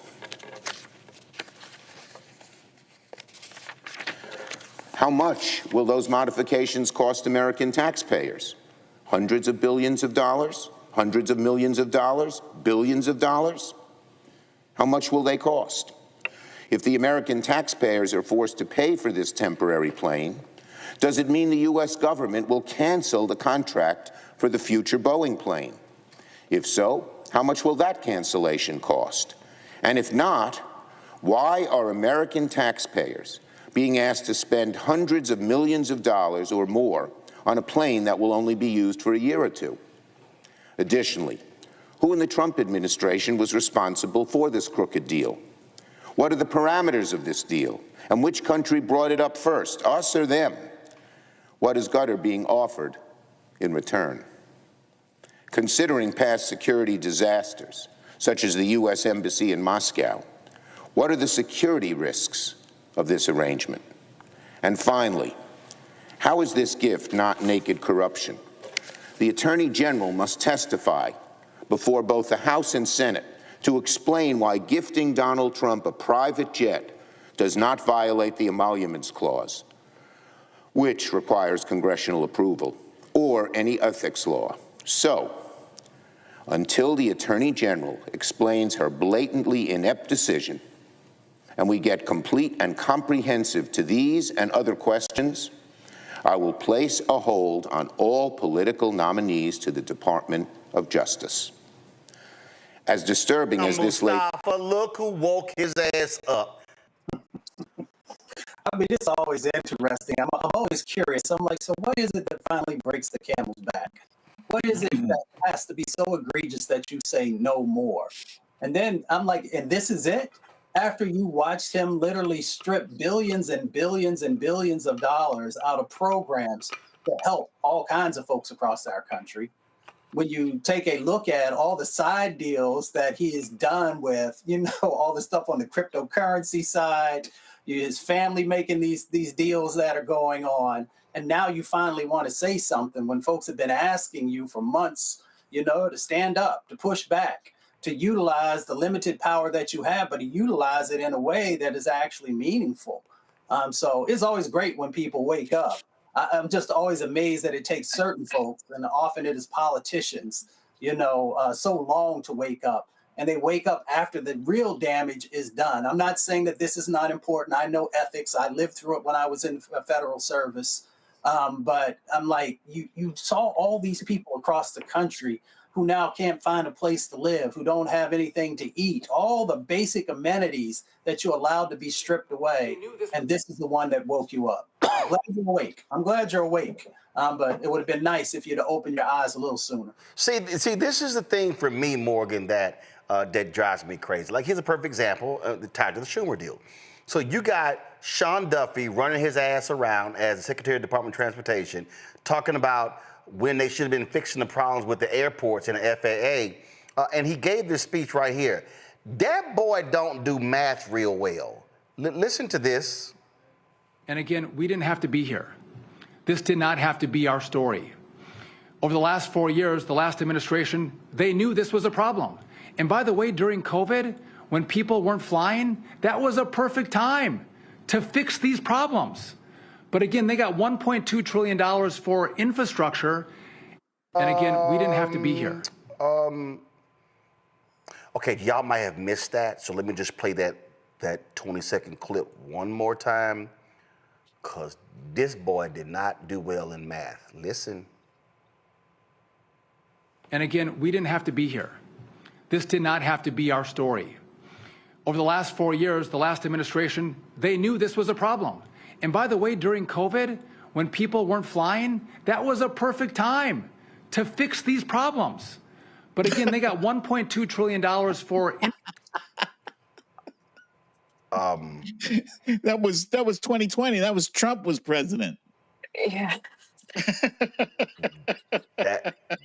That's a little hard for Biden and Harris to fix the problem in 2020, Morgan, when Trump was in the Oval Office in 2020. Absolutely. I mean, this is the danger of somebody like a Sean Duffy is, he's a TV guy. He was on MTV. He's on Fox News. You just you look away for a second and he said 5 more things and then you don't even know which way is up. So again, so important that we have these conversations to break down what is happening and just the ridiculousness of it all. And I'll add, I mean, not specifically in that clip, but just generally this idea that, okay, so yeah, one, Biden Harris was not in charge in 2020 when everything had shut down.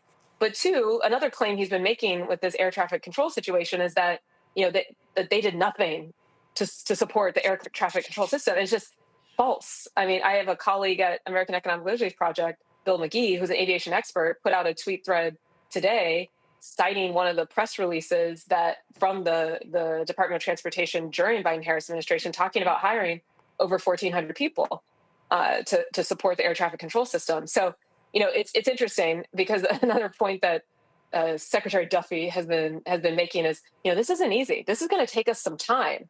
But then in the same breath, he's attacking people who were actually doing something to address the issue, but doesn't want to admit to that, of course, because, politics. Yeah, I mean, Majid, the thing for me about the Schumer piece, dude, this is where you go scorched earth. You're limited power. This is what you say. Say, dog, ain't nobody getting through. Ain't nobody getting through. I'm going to do and then if they complain, I'm going to say, what was that scene from Eddie Murphy? La, la, la, la, la, la, la, la, la, la, la, la. This is me right here.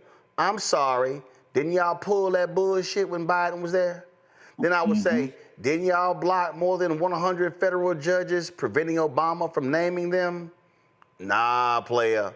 I ain't letting nobody through. I'm shutting everything down. This whole thing about unanimous consent, nah, we ain't I'm gonna make y'all vote on everything, go through I'm about to make y'all life hell. Do the same thing that Rand Paul did, the same thing Tommy Tuberville did.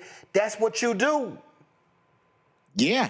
I was going to say, you don't even have to go all the way back to Obama. Tommy Tuberville just did that, was it last year, the year before that? I will say this about Chuck Schumer. I was mad as hell when he wrote that strongly worded letter. I was like, dude, are you kidding me, bro? So yeah, at least he stepped up his game a little bit, and he's blocking the DOJ in order for them to get some answers on that plane. I also like Leader Jeffries, flexing a little bit, with his own go ahead, make my day moment, daring them to come for his reps, because frankly, they're accusing the members of Congress of body slamming cops. Like, did you see that little old, I don't know her name. She's a little old lady. She can't weigh more than 100 pounds. Bonnie Watson Coleman. Yes. I don't see her body slamming somebody.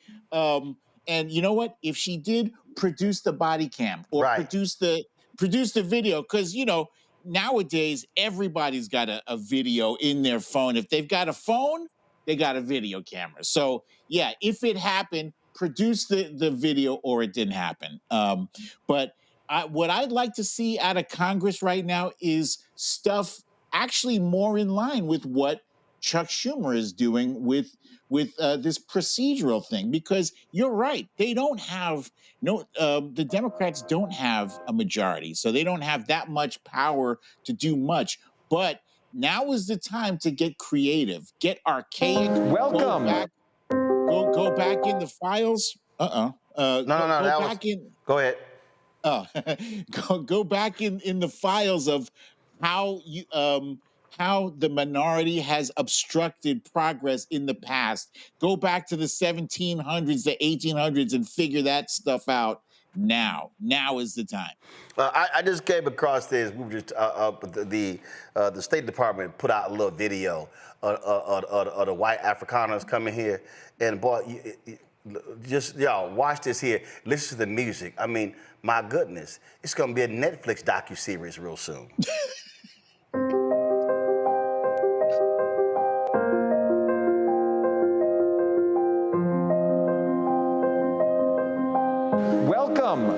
Welcome to the United States of America. A lot of you, I think, are farmers, right? When you have quality seeds, you can put them in foreign soil and they will blossom, they will bloom. And we are excited to welcome you here to our country where we think you will bloom, and we will hopefully allow you to have fulfilling lives for your children, and then we will benefit alongside you. I ain't never seen them put a video out welcoming black people. No. But the real deal here, the real deal about that seed, remember he was commenting, oh my goodness, all these children, that's the seed they really want. They want future white people. And Roland, the thing that's disgusting to me about that is that they talk about, he said something about, oh, you know, what an arduous trip you had, you know, with young kids on this plane. What? Excuse me? They had a nice, comfy ride on a plane. A chartered jet, a chartered plane. Stop it. Have you ever seen people come here from South America? They have to like endure like really dangerous conditions. They're crossing a body of water with their young kids. Sometimes they have to send their kids by themselves, and they are fleeing. They are literally fleeing for their lives. You can, and that's the stuff you can verify. Morgan, they got the gangs down there. They got a lot of dangerous stuff. So yeah, there's the only difference is the color of skin. Yep. That's it. In fact, I'm scrolling through Morgan, and I can't find a video like that of black people. Morgan, I'm going through. I mean, I can't find a video like that welcoming black people. Yeah, my guess is we're not going to see that anytime soon coming out of this administration. And again, I mean, just to underscore, and I appreciate, you know, that Majid was mentioning the South American Haitian immigrant. I mean, I was listening to that and thinking of a friend of mine that his family did actually survive a real genocide in Rwanda, was able to settle in Georgia and make a life for themselves. And he went on to go to Stanford. It's like, there are like real situations that require our support. And so, you know, I do think, though, the challenge for us here is we have a lot to criticize on what's going on right now, but I also want to make sure we're starting to think about what is our vision for what we want. And we have some work to do to kind of like reestablish an important value for the U.S. is both making sure people that live here have resources that they need to be okay, like the black farmers, like we've discussed today, but a whole lot of other folks, but also that it is a value of this country to look out for people that are in true distress in other places and to make a home for them here, and that they can be protected. Is that a value for the next 250 years of this country? I don't know. That's up for grabs right now, but that's something that we need to kind of like run down for ourselves as quickly as we can as we prepare for whatever the next phase is going to be. Wow, Mustafa. So I went deep. Come on, go to my iPad, Henry. I went deep. It took me 5 days to find a photo of a black person. This is a photo from the U.S. Embassy in Prague. American troops enter Czechoslovakia. This is celebrating what happened on April 18th. So here we go. That's the only black person I done found on the State Department website. So yeah, that's about it. Well, it won't be there tomorrow. You know their erasure and how they utilize that. So take a picture now so you can hold on to it you know, it's interesting. They always talk about merit, right? And I'm curious about the merit that is used in relationship to these individuals being able to come when we've got farmers that are in the Sudan and in Congo and a number of other countries as well. So if we want to talk about, you know, and the importance of farmers, along with our own farmers here, then we know that they have just as much merit to be here in this country as other individuals. I'm one who believes that our country should welcome folks if they're going through a civil war or conflict or a number of other types of things. If that's not the case and you are a refugee, then you need to get in line just like everybody else, like you say, everybody else should do. So once again, they don't live up to the words that they continue to spout out. There's no authenticity in their actions or the things that they say. Absolutely. Let's see. Afghan refugees. Oh yeah. Well, but see, no. Those South African farmers, they jumped past the Afghan refugees. Yeah, I can't believe like they left them blowing in the wind. It's just disgraceful. Because they're not white. Risk their lives to help. Because they're not white. And again, we just got to call this thing for what it is. And so I just need us to recognize, and I'm not letting these folk off because it's all about whiteness, because it's all about white fear. All right, to the panel, Majid, Mustafa, Morgan, we appreciate y'all being on today's show. Lord have mercy. There's always a lot to talk about. Some stuff we didn't get to. But the craziness is all there, so I appreciate y'all being here. Thank you so very much, folks. Thanks a bunch. Tomorrow, we're going to show you, there's been a lot of drama happening at Florida A&M. There was a rally. There's a rally taking place, I think it's tomorrow. Will Packer, was it today or was it tomorrow? So we're going to have that for you. Also, tune in tomorrow to the Black Star Network at 10 a.m. Eastern.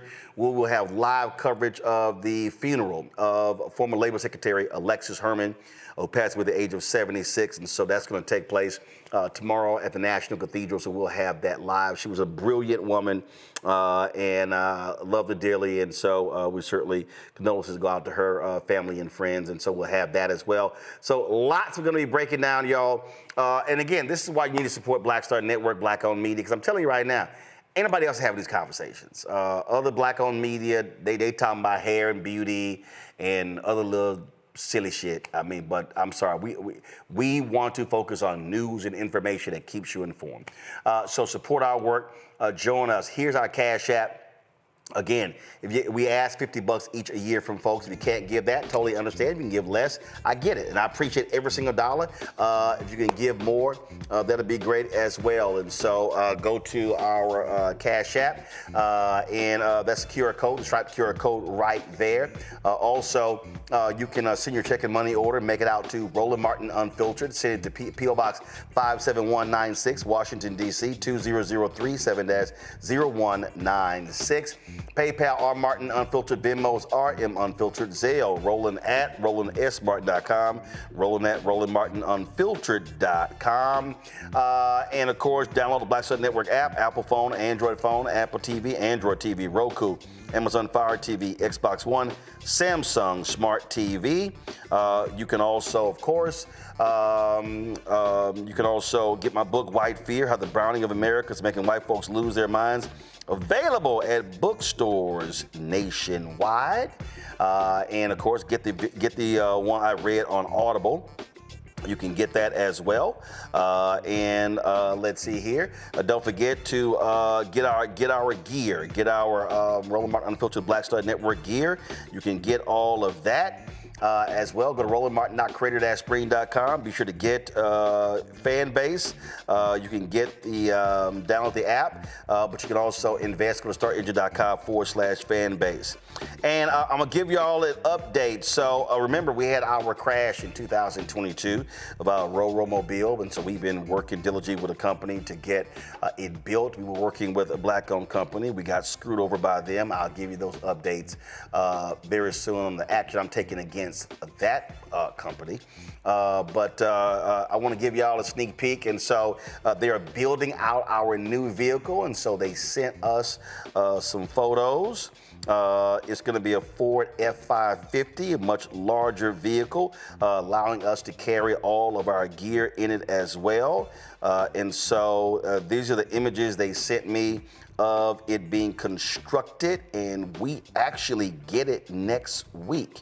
So they send you all these updates, and you see all the electrical wiring and all this sort of stuff like that. And then now we're going to get to the insides of the vehicle.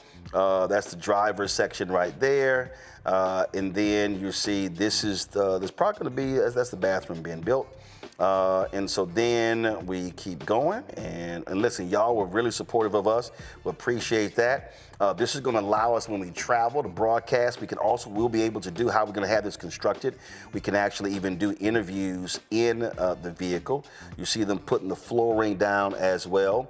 These are some of the new photos. You see the LED lighting, and let's see here. That's the outside of the vehicle. This is, I don't know what that is. It's probably the trunk.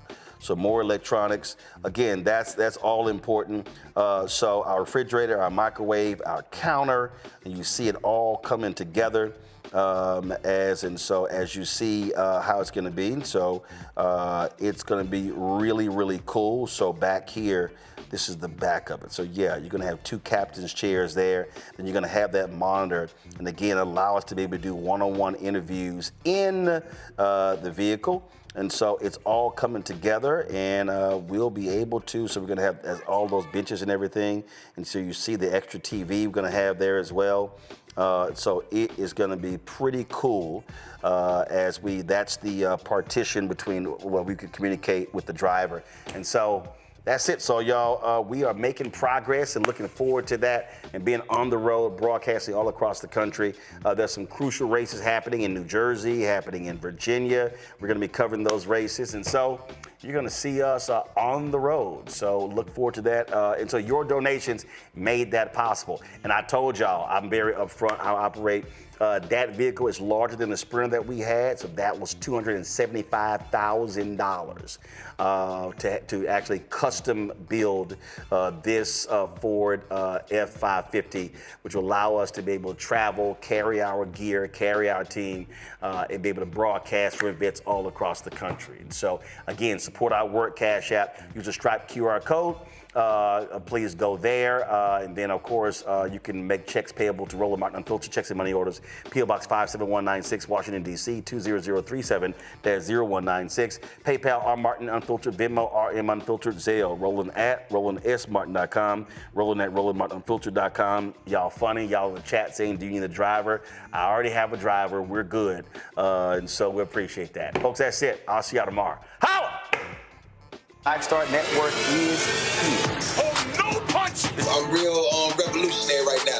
Thank you for being the voice of Black America. All the momentum we have now, we have to keep this going. The video looks phenomenal. See, there's a difference between Black Star Network and black-owned media and something like CNN. You can't be black-owned media and be scared. It's time to be smart. Bring your eyeballs home. You dig?